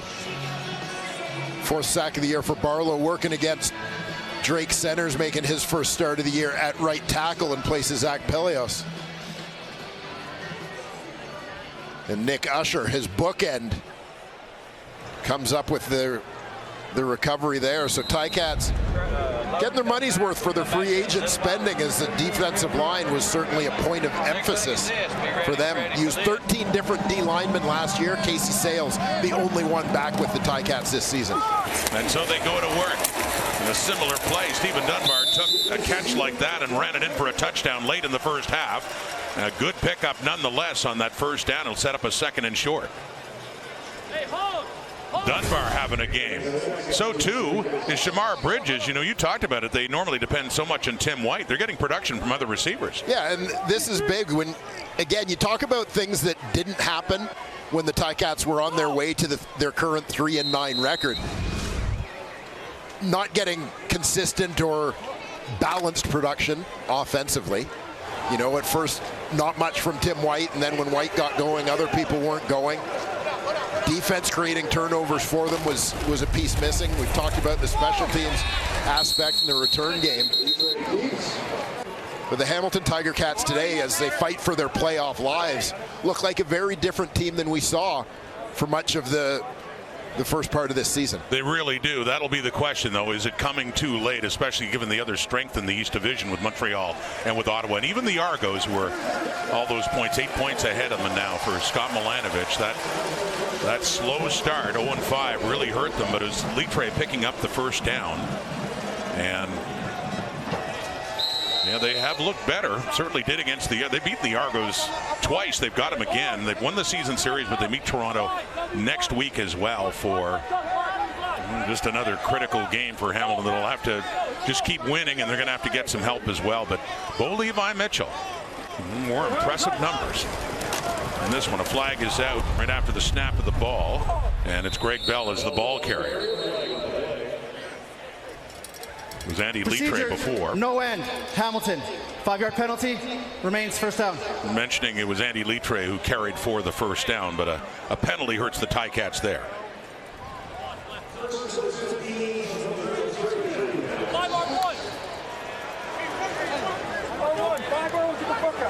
Yeah, that's going to change up the personnel. Talia Tagovailoa into the game. We saw him on Labor Day running short yardage and a little bit of a package put together for him offensively. Brother, of course, of Miami Dolphins quarterback Tua Tagovailoa. He keeps, and nothing there. They were down at a 1st and 15. He only picked up a couple of yards, so they're still looking at 2nd and long now. Yeah, trying to throw a little bit of a change up at Ottawa, maybe something they wouldn't be too well prepared for. But Red Blacks do a pretty good job there of containing things. Tagovailoa off and Bo Levi Mitchell back on now on a 2nd and long at the Ottawa 33 with a 15-point lead. 4 receivers to the right. A short one, and that is caught by Dunbar. Not nearly enough. Gets him a little bit closer for Mark Leggio, and a field goal try to come up. See if they can stretch their lead to 18 coming up here for Hamilton. Ottawa's defense responding after the turnover.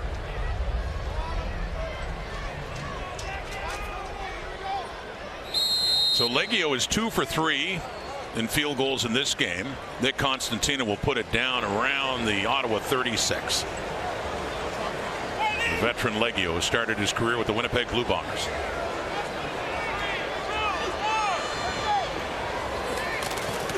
The boost at 18. He missed before, and he pushes that one to the right.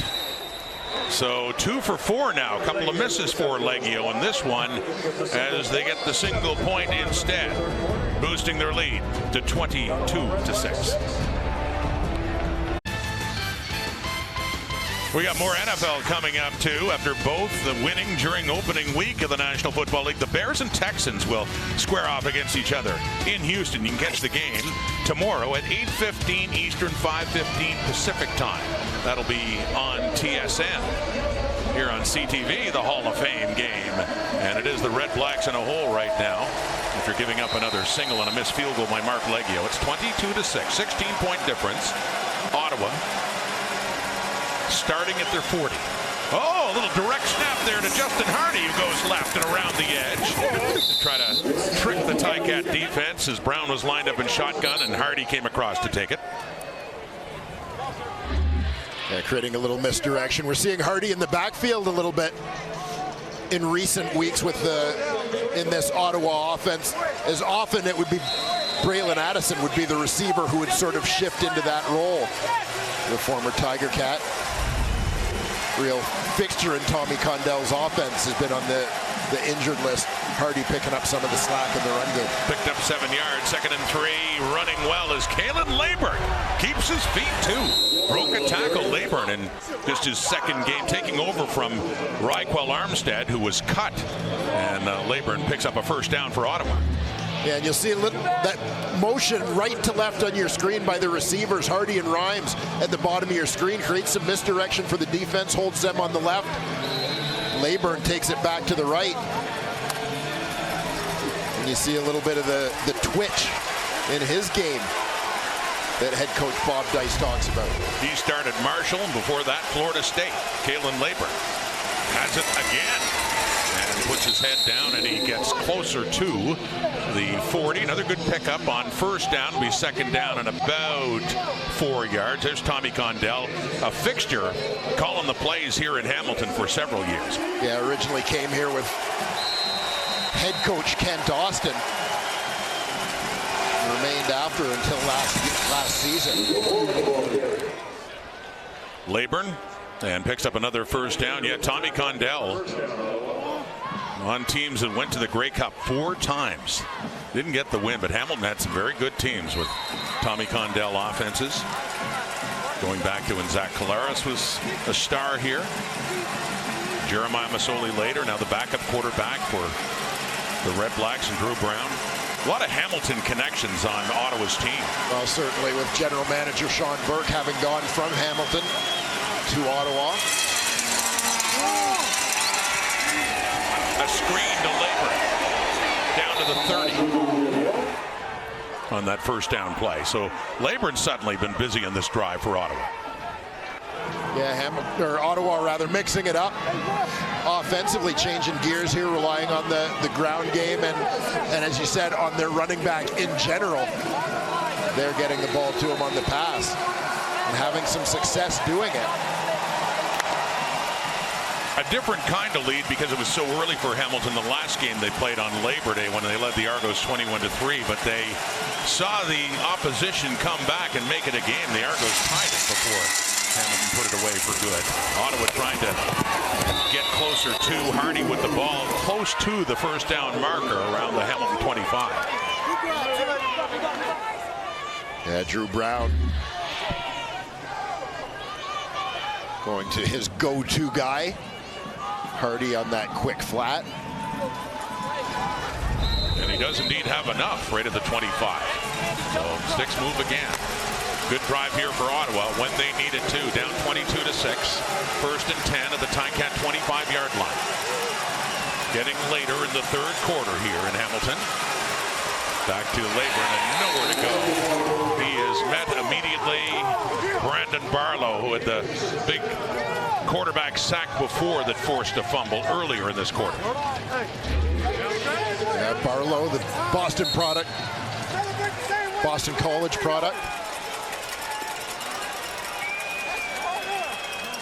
Just going to slice down to the inside, beating the left tackle, Dino Boyd. Make a big play. That 1 yard like you did that 3 yards. And there's an injured Ottawa REDBLACKS player down. Brandon Barlow, 4th sack of the season. The other 3 came in one game against Saskatchewan back in week 2. We'll take a break here in the Hall of Fame game in Hamilton on CTV. We'll be back.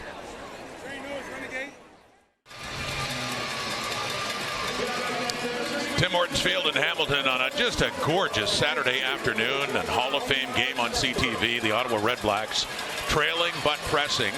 The injured player for Ottawa was the lone running back that they dressed for this game in Kalen Leyburn, who was able to walk off the field.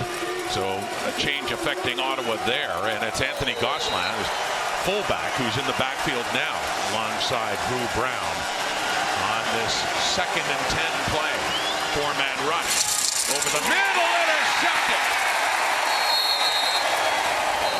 Jonathan Moxey has it, and the REDBLACKS turn it over again, and once again they do it when they're pressing into the Ticat zone. 4th turnover committed by Ottawa. Yeah, this points off the board for the REDBLACKS. Jonathan Moxey,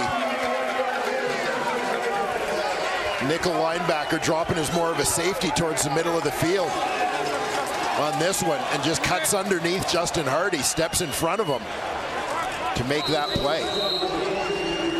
They've lost a couple of fumbles. They've turned it over on downs, and now Drew Brown is intercepted, and Hamilton takes over. With a 16-point lead, Jonathan Moxey. His first year with the Ticats. There's Greg Bell running well. Takes it outside, and a big first down up across the 35 to give Hamilton a little breathing room. And even just that one play to start things off reminds me a little bit of Hamilton in the third quarter on Labor Day. I've talked a lot about that wind game, but one of the biggest drives for Hamilton in that was one where they started off with the ball on their 1 yard line. Toronto's got the wind, is pressing, third quarter. Hamilton doesn't score on the drive, but eats up about 6 minutes of Toronto's time with the wind, moves the ball out past midfield, where had they gone 2 and out deep in their own territory, much like this, they're giving up immediate points with the wind. From the 37 and a first down, back to Bell. And he He's initially stopped there by Alonzo Adai, the safety coming in. Hangs on, gets help, but Bell with another good pickup, setting up about a 2nd and 4 now. 6 more yards for Greg Bell, who takes a knee. A tough couple-minute stretch for the starting running backs. In this one, Hamilton in a little better position roster-wise. Had some issues with the footwear. Yes. Might have to spat him up to keep him on. So Bell frustrated that he has to go off. Had his shoe ripped off. He was taken down. That was Alonzo Adai. Had him wrapped right around the ankles. Yeah, Alonzo Adai recognizing that Greg Bell just put together a couple pretty nice runs. That's one way to stop him. Yeah, let's get this guy out of here. Get those cleats off. 2nd and 4. Hamilton 42. Late 3rd quarter. Ticats in charge. That'll help too. Coming across, Keandre Smith. Across midfield, and it's Adai that finally bumps him out of bounds and has a few words for him too at the Ottawa bench, but down to the Red Blacks 45 and the first catch of the game for Keandre Smith. Yeah, kind of felt he got robbed of one. You'll see Smith starting bottom right corner of your screen. And had one taken away in the first half, where the officials felt it had been picked off the turf. But a nice one here on the crosser for Keandre Smith. Right down to the Red Black 45. Here come the Ticats again. Faking the handoff, rolling to the right, completing another one to a wide open Stephen Dunbar, who's having a great game for the Hamilton Tiger Cats. Another first down. He had over 100 yards receiving in the first half alone. Watch how hard the defense bites on the run action here. Everybody flowing to the left. Bo on the bootleg has all the time in the world to rifle that strike into Stephen Dunbar. Dunbar has 8 catches for 151 yards, and that includes a 54-yard touchdown in the first half. Hamilton pressing again. They're down to the Red Black 20. Looking to add to the 16-point lead. Taking the handoff and then dumping to Litre. Into the end zone for a touchdown again. Litre. Mitchell had faked to him, dumped it off to him, and then he broke free and took it in. And the Ticats are really in charge now. Yeah, you're going to see Litre start off in the backfield. He takes the fake, but then stays alive for the check down from Mitchell, who's under some duress in the backfield. Runs through a tackle at the 5-yard line, fights his way over for the major.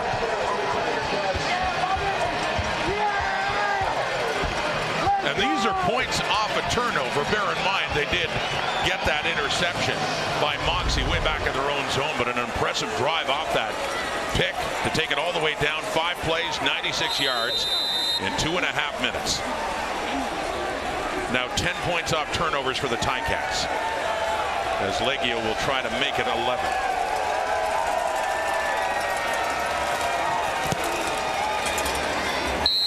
Hamilton 29, Ottawa 6. Barely a minute to go in the 3rd quarter. Mitchell, Litre, touchdown.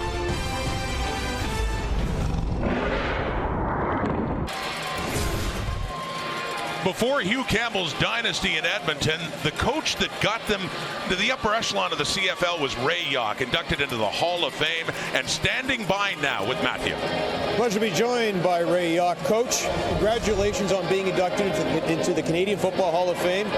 2 of your sons are with you right here. This whole moment this weekend, what has it meant to you?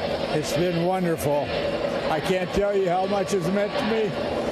It's really been an exciting time. It's great to see a Canadian football game. It's the best entertainment I've seen in a long time. It's a wonderful game. The Canadian people are wonderful. The whole thing has been a great experience for me. Emotionally and your memories, where does your mind go to? You had so many successes, going to the Grey Cup 3 times, winning it with Edmonton in the 1970s. Where does your mind go to when you see your bust and put on that jacket? Well, I never had any idea that I would be in that position to be in the Hall of Fame, and I'm just proud and happy. I'm proud of my kids. I was proud of all our players. It's the players that put you there. And we had a great bunch of players, and they put me in there. So what are you going to say? Well, I'm going to say congratulations, Coach, and welcome to the Canadian Football Hall of Fame. Thank you very much. That's great. Thank you, Matthew. Ray Yock in big lead Hamilton now. Eli Stove on the return for the Red Blacks up across around the 30-yard line. Dwayne, I remember Huey Campbell's old Edmonton Eskimos that dominated. Great dynasty, late 70s, early 80s. Earlier than that, Ray Yock kind of got that thing started. They went to got the ball rolling. They went to the Grey Cup in 73, 74, and then beat Montreal to win it in 75. Yeah, and I remember him when I was growing up as the coach of the Winnipeg Blue Bombers and kind of a fixture, certainly in that role. But yeah, he talked a little bit last night about first getting the job in Edmonton and making the move up there and raising his family as well. That Canadian Football League certainly a big part of it for them, as you saw his 4 sons there. And you see that Drew Brown is off. He's been pulled for Jeremiah Masoli, of course. Was a fixture here in Hamilton for nearly a decade.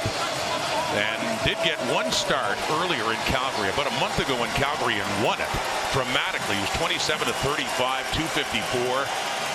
Threw a touchdown pass in this one, and it was just a great return. Everyone felt so good after everything Masoli's been through, and here he is back at Tim Hortons Field and completes that one to Dominic Rhymes in the second down to pick up a first down for the Red Blacks. Yeah, and I think there's a little bit of a symbolic element to Jeremiah Masoli getting back on this field, as many fans will remember him making a start coming back from injury with Ottawa last year. Being re-injured here, forced to leave the field, season-ending injury. And that was after a year away because of a knee injury. And he completes it again. He takes a hit too. Destin Talbert, on Dominic Rhymes. But another first down, and that's quarter time. So Jeremiah Masoli in for Drew Brown, with the Ottawa Red Blacks heading to the final 15, trailing by over 3 touchdowns. 29-6. Hamilton needing to win, needing to close it out here at Tim Hortons Field. Back in Hamilton, the numbers through 3 quarters as the Ticats have added to their lead. And once again, the turnover stat is looming, I think, even larger now, Dwayne. Turnover stat stands out. Time of possession stat stands out, given that the Cats have done 2 of their 3 quarters against the Wind. Important part of the game, particularly in this stadium. But the turnover thing this is a story, because this has been an issue for this team, as we talk all the time about complementary football and sort of where the challenges lay for a Hamilton team that had been pretty productive offensively in the first part of the year, and we keep saying, but they turn over the ball too much. It wouldn't be turning the ball over too much had the defense been producing turnovers at the rate they are now. Yeah, they've been worst in the CFL at -9, +2 in this game. And yeah, the points, 10 points off turnovers. And they head to the final quarter with the lead. Jeremiah Masoli in at quarterback now for Ottawa. Bob Dice just making that change. The ex-Ticat, Masoli, a draw. And that's Kalen Leyburn, who was hurt and off for a few plays, but back in the game. And a good carry by Leyburn to pick up the first down for the Red Blacks. Yeah, a couple successful plays throwing the ball, and suddenly the opportunity is there for the draw. See up the linebackers drop out. Ryan Baker gets caught in behind center Eric Starsala and right guard Darius Bladek.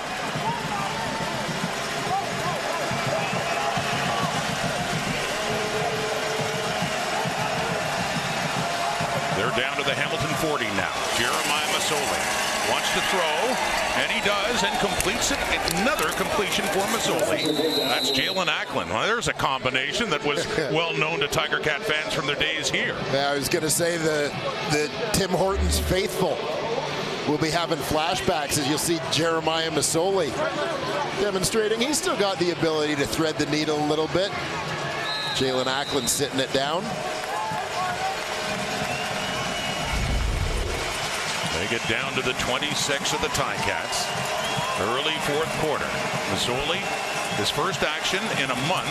He got his lone start a month ago against Calgary and won it.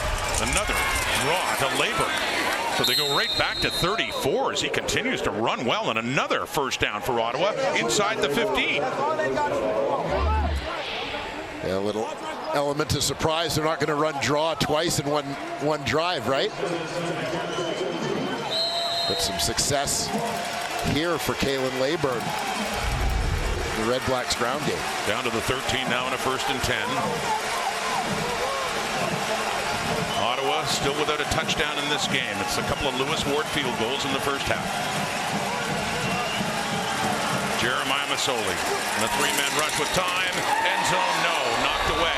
The intended receiver was Andre Miller, Jonathan Moxey, who had a pick earlier in this half among several in black and gold surrounding Miller.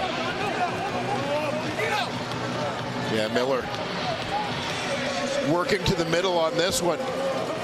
So we talk about threading the needle. I'm not even sure there was a needle to be threaded here, as you see about 4 Tiger Cat defenders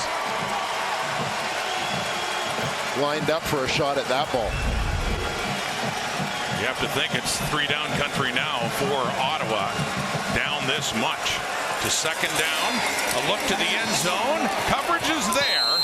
Sunderland there, Leonard there, and once again intended for Miller, but that falls incomplete, and no sign of Lewis Ward coming on at this point in the game. 29-6. Ottawa will be going for it. Yeah, we'll take another look at this one as Ottawa is going to flood the right side of the field. Jalen Ackland, the inside slot here, is going to head to the flat. Really nobody goes with him out there. An opportunity perhaps to take the short route instead of that deep shot where the corner was able to drop off and help out. So here we go, 3rd down and 10 at the Hamilton 13 for Masoli. Another 3-man rush. End zone, touchdown! Right back to Miller. This time he has it. Jeremiah Masoli throwing the 2nd touchdown pass of the season. He had one in Calgary. Let's go. And with Drew Brown on the sidelines, the Red Blacks finally find the end zone. Hamilton only showing 3-man rush, pressure on Masoli. Andre Miller able to find an open spot just over the goal line. And the 2nd touchdown for Andre Miller in the CFL. He had one last week against the Argos. That caps off a 9-play, 79-yard drive by Ottawa in just over 4 minutes. So they're just going to kick one. If they make it 29-13, then within 16, and that's a 2-possession game. As Ward does put it through. So 16-point difference now with Jeremiah Masoli in to lead the charge for the Red Blacks back in his old stomping grounds in Hamilton.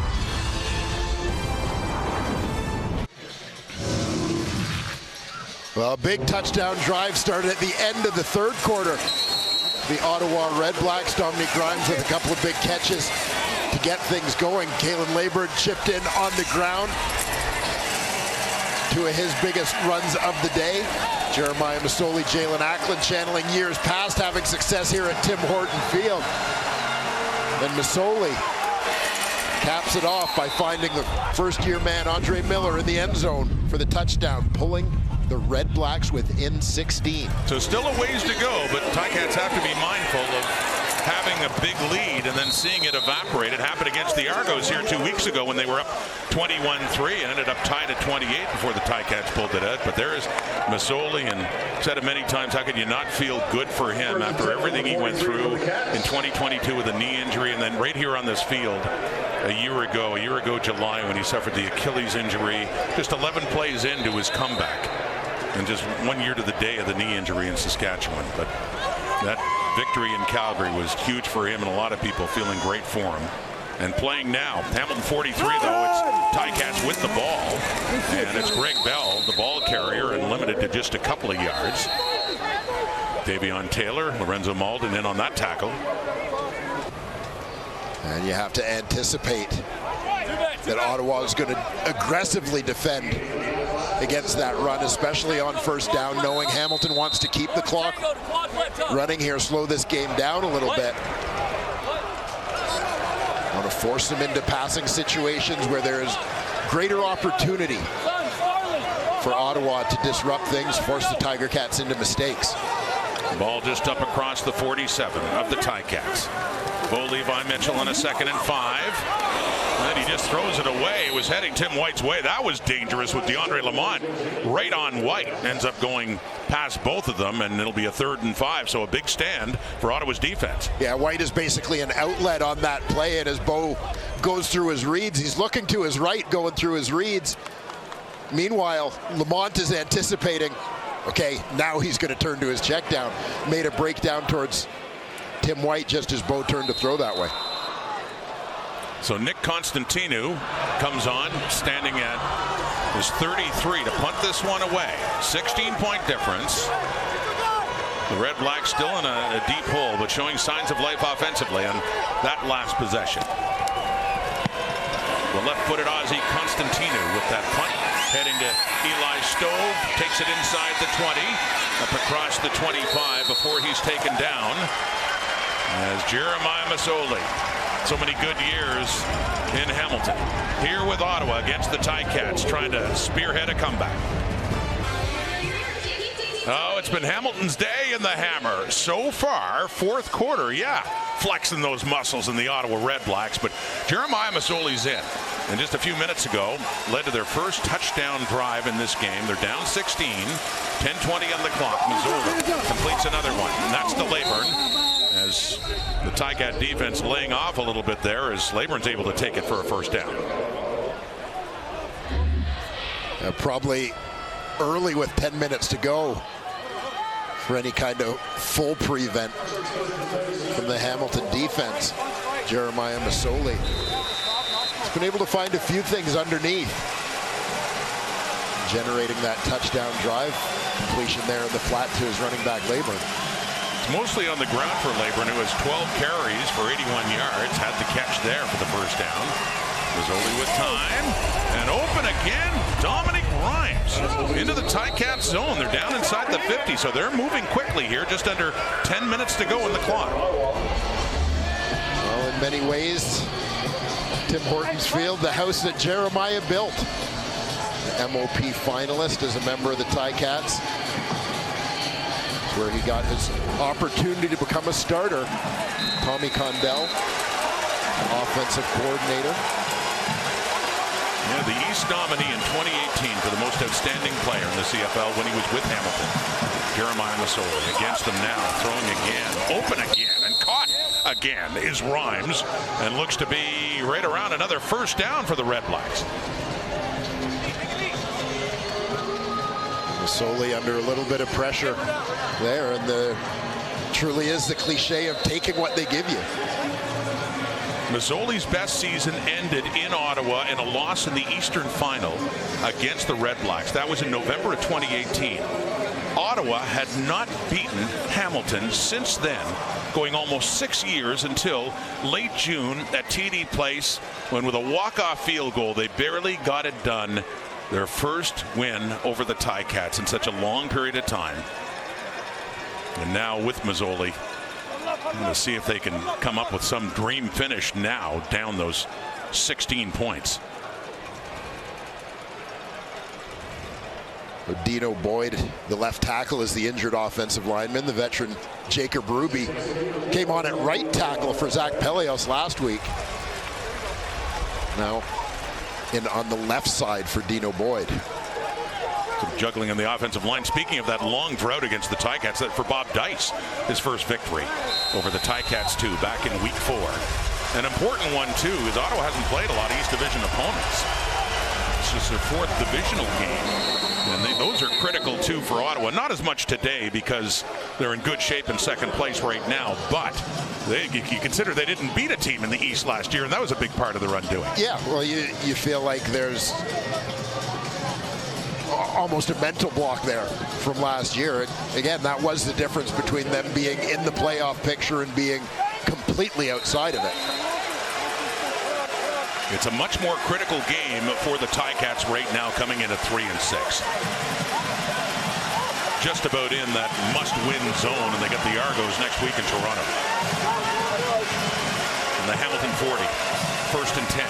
Jeremiah Masoli completes another first down. It's Hardy who gets it. That's inside the 25. The sticks keep moving, and Ottawa's offense has really come to life. And we talked about perhaps the comfort for Drew Brown in this offense of having that liaison, that knowledge conveyed to him through Zach Collaros and that relationship with Tommy Condell. But Jeremiah Masoli, a big piece of the puzzle as well, having played under Tommy Condell for so many years. Open again, Hardy coming in on that slant route, picks it up again, and they just keep on moving. Another first down for Ottawa. Masoli so under control, so decisive in terms of where he's going with the ball. No huddle here following the completion to Hardy. They get it down to the 10. It's a 1st and goal. Masoli into the end zone, and wide open was Hardy, but it's too far. Richard Leonard was the closest, but Hardy had gotten right in behind the Hamilton coverage, and they just couldn't connect. Yeah, two veterans having a little bit of a chuckle about it. You see Masoli sees how open he is and maybe rushes the throw a little bit in his excitement to get it to him. You see his frustration at the missed opportunity there. It was there. It's a 2nd and goal. Last time down here, they had to go for it on 3rd down behind so much from the Hamilton 10. Masoli looks to take off, tosses it, touchdown! Rhymes! Here comes Ottawa, led by Jeremiah Masoli. And they're a 2-point conversion away from making this a 1-score game. Yeah, I love the decision making here from Masoli. A little bit of pressure, opportunity to run, but look at where the eyes are, always downfield. And spots Dominique Rhymes sliding into open space in the end zone. Court's left. 2 drives, 2 Ottawa touchdowns for Jeremiah Masoli. And Dominique Rhymes, who had 10 catches on 14 targets for 138. No touchdowns last week against the Argos, but a big day, and that's his 2nd touchdown back with the Red Blacks this year. They go for 2. On the ground, they get it too. It's Leyburn. And the Red Blacks have come all the way back to make it an 8-point game within 1 score. And Ticats fans must be saying, oh, here we go again. Big lead diminishing. In part with that, Masoli with his 2nd touchdown pass of the day. Well, Jeremiah Masoli has his 2nd touchdown pass of the game, completing an 8-play, 84-yard drive. Very efficient, only just over 3 minutes off the clock. So we've got about 7 minutes to go as Masoli makes it a 1-score game. Spreading the ball around, looking calm, poised, and picking apart the Hamilton defense here in the 4th quarter. He came on late in the 3rd. Masoli is 10 of 13 for 129, 2 touchdowns. So Lawrence Woods with a big punt return for a touchdown in the first half. Has that kick return to get the Ticats up to start around their 45, but it's big for the Ottawa defense right now. Just under 7 minutes to go here in the 4th quarter. Big 2 for Bo Levi Mitchell. Had a response against the Argos after Toronto had come back and tied that game, and they moved the weight. Well, first, I guess 2 possessions, 1 down the field for the field goal, and then at the end of the game, they didn't score, but they took time off the clock and moved very impressively down. Yeah, and you look at this one, you're thinking as it was getting late in the 3rd quarter, Hamilton had all the momentum. Ottawa hadn't woken up offensively in this ballgame, and it kind of felt like, you know, if Hamilton can control the clock, run time off the clock, they don't necessarily need points.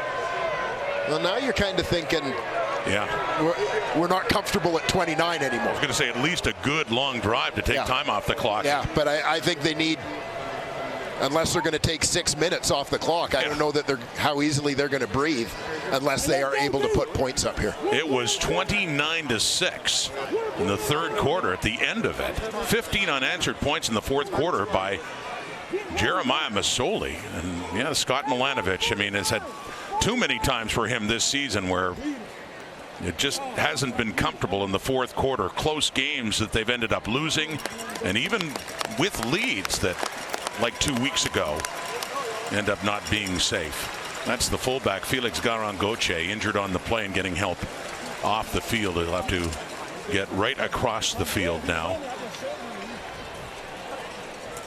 It'll be a little bit before they can resume play here. Hall of Fame day. Hamilton led by a future Hall of Fame quarterback, to be sure, in Bo Levi Mitchell, who leads the CFL in passing and the top net offense in the Canadian Football League, but they need the victory. They have to hang on.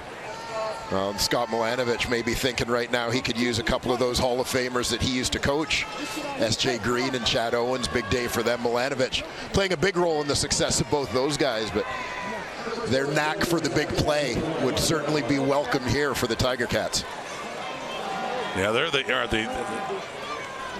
the connections you talk about with Chad Owens in Toronto in 2012 and S.J. Green when Milanovic was the offensive coordinator in Montreal, and they won back-to-back championships. And we talked to him about it. It's amazing to think, and we talked to S.J. about it too, that Green and Owens were once in the Alouettes practice roster. There's so much talent. Little play fake, dumping it off now, Giovanni Robinson. Big target, and he gets a few more yards taken down by DeAndre Lamont, but a good pickup there for Robinson. Yeah, good job by Lamont on the tackle to not let the tight end right side of the formation take advantage of his wingspan and get the straight arm on him here. So Lamont gets right into the body. Bring him down.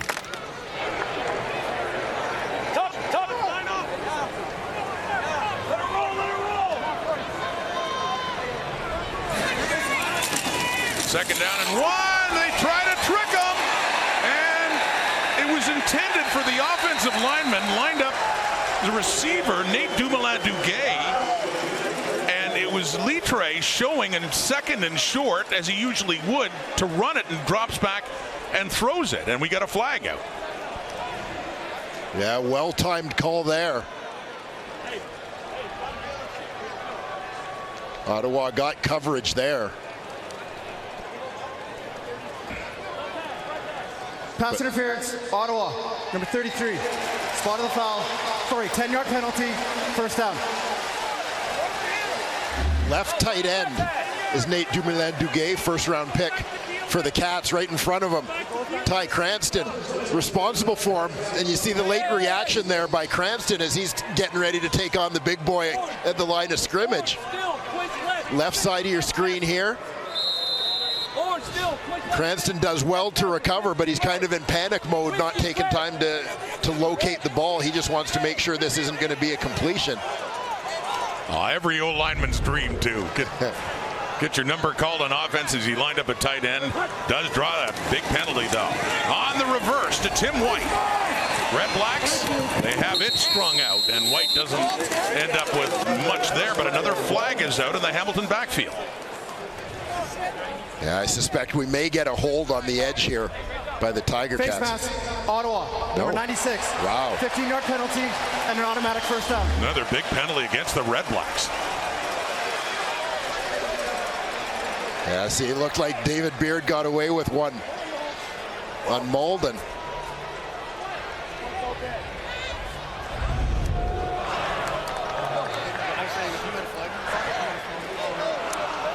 So back-to-back penalties for Ottawa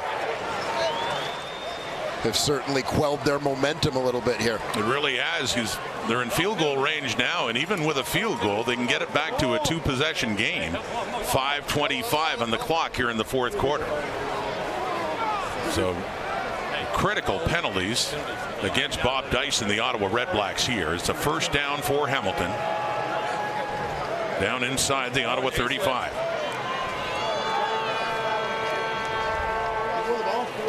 Buffalo Stone. Hey, Orange, hey, Flint. Skinny, Buffalo Stone. Hey, Flint, safe. Down to the 31. On a 1st and 10, Mitchell. The Ticats now trying to hang on. 15 unanswered by the Red Blacks to make it 29-21. On the ground, running well is Greg Bell too. Bell gets it down. It's close to a first down. He's second and short coming up here. Yeah, and there's nothing disguising, misdirecting what Hamilton's trying to do here offensively. But I think the fact that they've had a couple of creative play calls, you think particularly the short yardage throw by Litre looking for Dumoulin-Duguay. And they line up in a pure run formation, but the Ottawa defense is off balance because Hamilton has used that element of surprise. Litre in again last time. Tried to fool him, dropping back to throw. This time Litre carries and gets it down near the 20. That should be enough for a first down. Had to get to the 21. This is just what you talked about, what the Ticats need to do. Get down in scoring range and keep working that clock down as well, down to just over 4 minutes. Yeah, very effective drive here for Hamilton. They've just got to make sure they close it out the right way.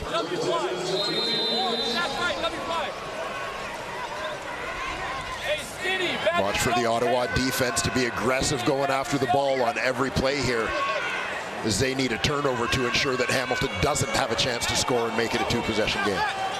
Right at the 20 right now. On a first down. On the ground again. Greg Bell has been running well in this game. Came into that carry with 73 yards and adds to that total. So he gets it down just around the 15.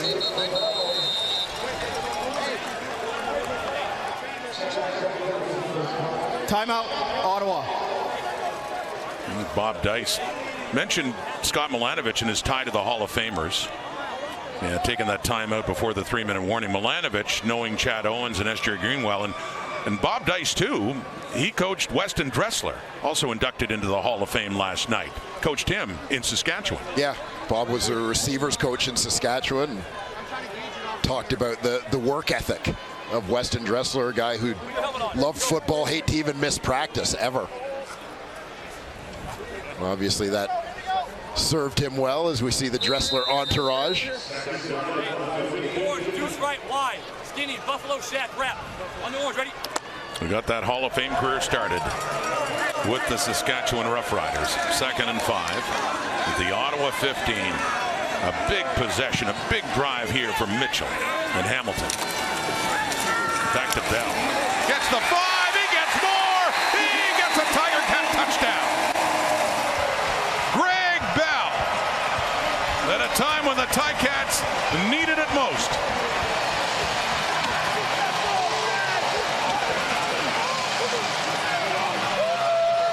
So many things we've seen the Hamilton Tiger Cats do here today are the things that winning football teams do. They look so drastically different than their 3-9 record today. And this, when an opportunity to put the game close to out of reach, I will never say out of reach in the Canadian Football League, but a time where they desperately needed to score, they needed to put together a drive to end the momentum, make this a 2-score ball game. As we said, take some time off the clock and put the pressure back on Ottawa, because I don't think Ottawa was really feeling it with 7 minutes left in a one-possession game. The Hamilton Tiger Cats have done that.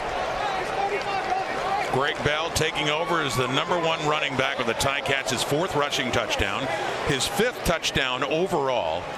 And coming at a time when just over 3 minutes are left in the clock here at Tim Hortons Field, a 7-play, 65-yard drive. And yeah, also of importance when you look at the time taken off, 3:38 taken off the clock. But this, as Dwayne talked about, 2 possessions now. It's a 14-point difference and an injured player down on the field for the Red Blacks.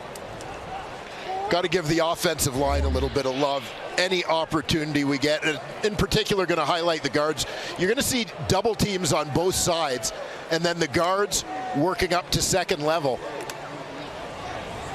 getting things blocked up here. So you'll see Woodmansey on the right side.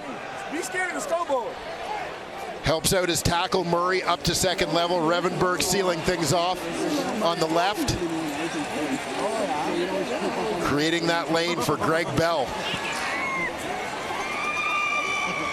go into the end zone with very little contact.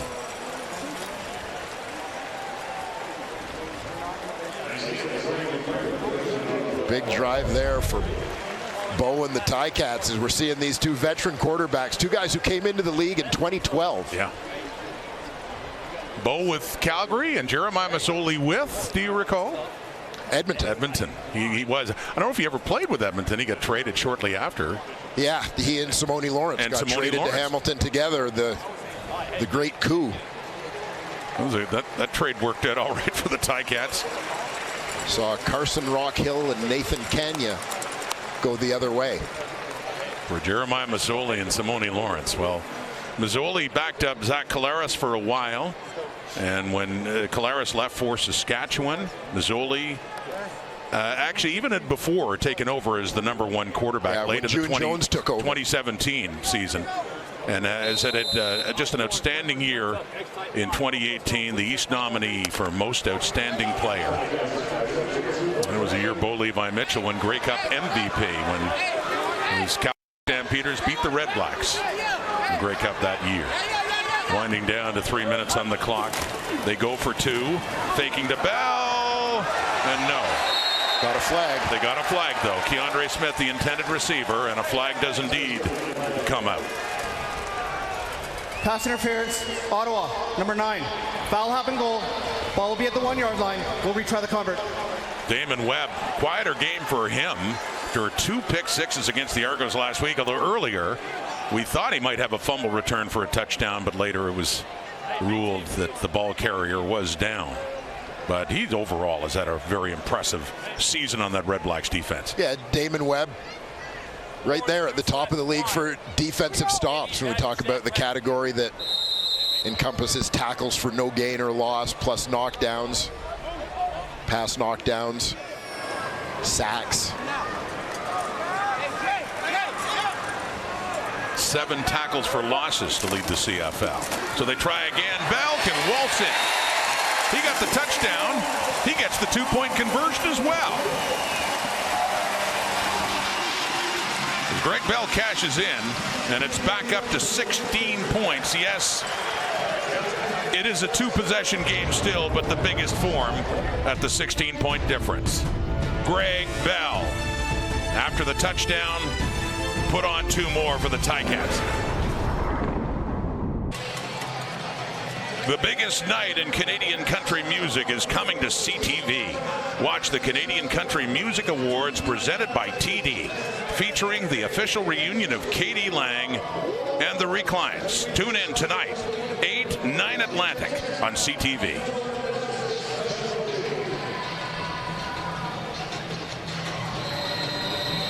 Great look at Hamilton and Tim Hortons Field and this Hall of Fame game. Always a great weekend, the Hall of Fame weekend. Dwayne Ford conducting the ceremonies last night as new members of the Hall of Fame were officially inducted and honored again here at the half. Big touchdown Hamilton to open up the lead again. Eli Stove on the return. And Stove gets it up just across the Ottawa 40. Jeremiah Masoli, well, he had something going. He's had it since coming on late in the third quarter. 10 of 13, 129, 2 touchdown passes. However, under 3 minutes to go, Dwayne, and they're just running out of time. Yeah, the odds certainly got a little steeper for Jeremiah Masoli here, now needing 2 touchdowns and under 3 minutes to go, as opposed to when he last left the field and it was a 1-possession game and about 7 minutes to go. So effective drive, timely drive put together by Bo Levi Mitchell and the Hamilton Tiger Cats. Here's Masoli again. Steps up, throws it deep, and it's intercepted. A little bit under. Hardy and Destin Talbert has it. As that time, after 2 very impressive drives, Masoli and the Red Blacks are snuffed out right away. Yeah, it looked like it was going to be exactly the play that Ottawa needed. Big chunky yards, not a lot of time off the clock. As Masoli steps up, eyes downfield. Sees his man with a step, Justin Hardy. A step on the defender, but a nice recovery there by the first-year man, Destin Talbert. to come up with another turnover for the Hamilton defense. Yeah, the Ticats forcing a lot of turnovers today for a team that had been the worst in the CFL in turnover ratio. And that, by the way, is the first interception thrown by Jeremiah Masoli this season. And his appearance here, and yeah, the reaction, and also a full start against Calgary a month ago. Orange, Jack's right, W fly, Brandon Stone on the orange, ready? So 2:39, more comfortable 16-point lead for the Ticats now, who are getting closer to their 4th win of the season. Critical gains coming in at 3-9. Back to Greg Bell. Had an excellent game at running back. Closing in on 100 yards, getting very close to it now. Had the touchdown on the 2-point conversion, and he is slow to get up and still down on the turf here at Tim Hortons Field. Timeout, Ottawa. You said Brandon Stone? Well, this will bring Ante Litre back into the game in place of the injured Greg Bell. He's still down at 99 yards is Greg Bell on 15 carries. He said he got his first taste of CFL action when James Butler got hurt and couldn't play against Ottawa. That was at TD Place in Ottawa back in late June in week 4. And was solid in that game, both with carries and also catching short passes. And they went, Scott Milanovic went back to Butler, but eventually Bell took over as their number 1 back. Yeah, obviously. On the previous play, we have face mask. Ottawa, number 92, 15-yard penalty and an automatic first down. Well, penalties played a role in that last big drive. Another one here for Ottawa. More from the CFL coming up, but here on CTV, we got Montreal at Ottawa next week, and that one looming a little larger now for the Red Blacks, who were beaten by the Alouettes earlier this season. Ottawa, Saskatchewan, Because September penalty, 28th. We're going to give Ottawa back their timeout. Ottawa has 1 timeout remaining. Just listening to Justin McInnes saying they get their timeout back. Edmonton, Calgary, October 12th. Ottawa against Toronto in the 19th. Who knows how big that'll be. But those are the games in the regular season on CTV. And, of course, East Semi, East Final, and the Grey Cup in Vancouver as well. All here on CTV. 37-21, 2:34 on the clock. 1st and 10, Hamilton in charge. And hanging on carefully is Ante Litre. And that carry-on offense to get it down to, well, up to around the 50. Ottawa. Jordan Murray, the right tackle. You saw that awareness of situation for Ante Litre, as you mentioned, holding the ball carefully, going into contact, making sure he's got it covered up, as really the only chance for Ottawa now is if they can force a turnover.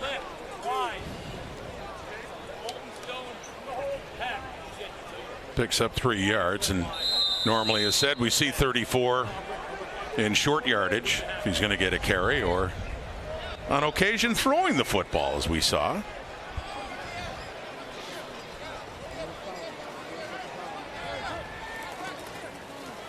Litre gets another one. Bell getting hurt before, just shy of 100 yards for Greg Bell. Great game, but it looks like Litre is going to be finishing up. And for the Ticats, who go on to play the Argos in Toronto, and not critical for the season series, but critical in every other way for a team that's just trying to hang on in the playoff picture. Of course, at 3-9, it's a big mountain they have to climb. But assuming they get the win here and get to 4-9, they have to beat the Argos next week. That goes without saying. That's the team that's closest to them in the standings. And even if they do that, they're still 4 points behind the Argos in the East standings. Yeah, it's a battle. It's a hole they dug themselves at the start of the year. And it's a difficult climb out. They'll need to string together a few more games that look like this one. Constantino gets the punt away with a lot of heat coming his way. Stove lets it take a hop as it rolls back, and he comes in to get it and draw the no yards penalty.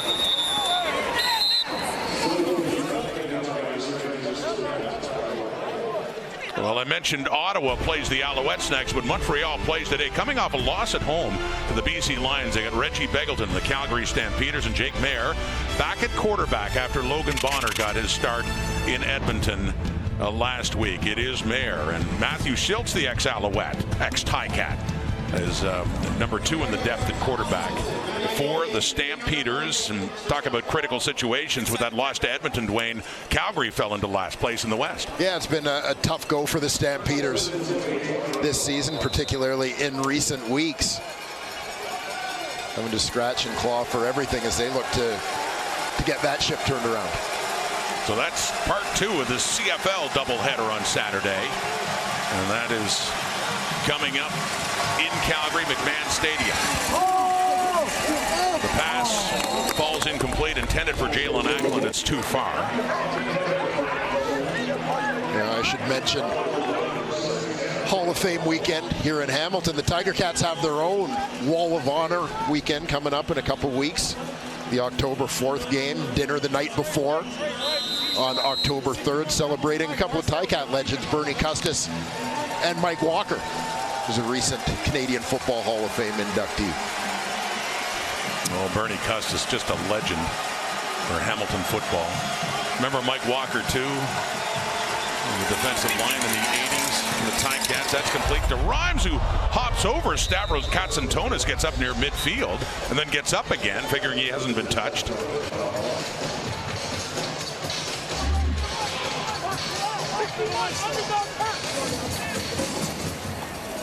Yeah, never say never in the Canadian Football League, and these two teams know it well. Well, you know, of the losses, and we saw a few of them here against Saskatchewan when they led, and the Riders came back late, and a bizarre turnover led to a walk-off Brett Lauther field goal. There's one. For Scott Milanovich, they go to Ottawa after losing in Saskatchewan. They go to Ottawa, a late touchdown. I think there was like half a minute to go when Bo Levi Mitchell put the Ticats ahead. Shamar Bridges had the catch, and a short kickoff, and a couple of plays later, they're in Lewis Ward territory for Ottawa to win in a walk-off. Yeah. I mean, and then the loss in Winnipeg a few weeks ago in the last, I think the last play of the game. Kenny Lawler on Winnipeg's final drive. So, yeah, I don't think Scott Milanovich is looking particularly relaxed the way his season has gone so far. It's been tough for Milanovich and the Ticats, and that 0-5 start. Obviously, just a big part of it. It was a hole that's been very difficult to climb out of, obviously. And yes, as they have no choice but to watch scoreboards as well. And last night, when the Argos, coming off a brutal loss to the Red Blacks in Ottawa last week, ended up bouncing back and beating the BC Lions impressively. So that certainly hurt him. No, it's basically go base and then put. Yeah, there you saw Brandon Isaac, Chris Jones on the sidelines. Hey, 250 right here. He's on the camera. Appreciate that. Too much glory for the O-line. Bo is calling for a fine there on Coulter Woodmansey. Well, to tell you, too, that's been another story. Bo Levi Mitchell, remember, leading passer in the CFL as he was when he was benched in Montreal for Taylor Powell, who later got hurt against Edmonton, and Mitchell went back in, and since then, Milanovich has been a lot happier with the way his veteran quarterback has played.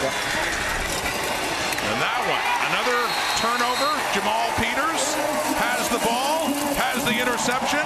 That kind of day for the Ottawa REDBLACKS. As Mazzoli is picked off again. Jamal Peters with it, and they can just wrap this thing up. Yeah, Hamilton is taking advantage of the fact that Ottawa has to be aggressive and try to push the ball downfield, take some shots. There we go. Try to throw it into tight windows, throw it into coverage, hope receivers can make plays. Well, that gives the defense an opportunity to make plays as well, and Jamal Peters is certainly no stranger to making plays. He made a lot of them against Hamilton, you recall, and all those games between the Argos and the Ticats when he wore double blue.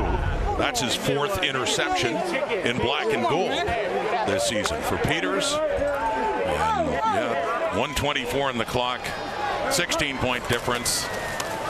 And Andy Litre with the ball in for Greg Bell, who was injured.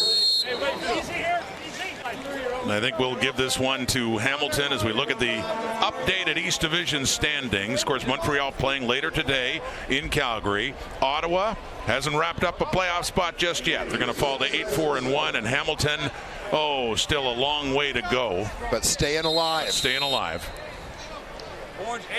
And as mentioned, a big one against the Argos next week at BMO Field in Toronto.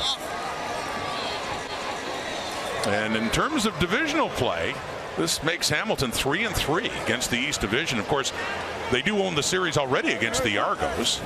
They need to win, not for that reason.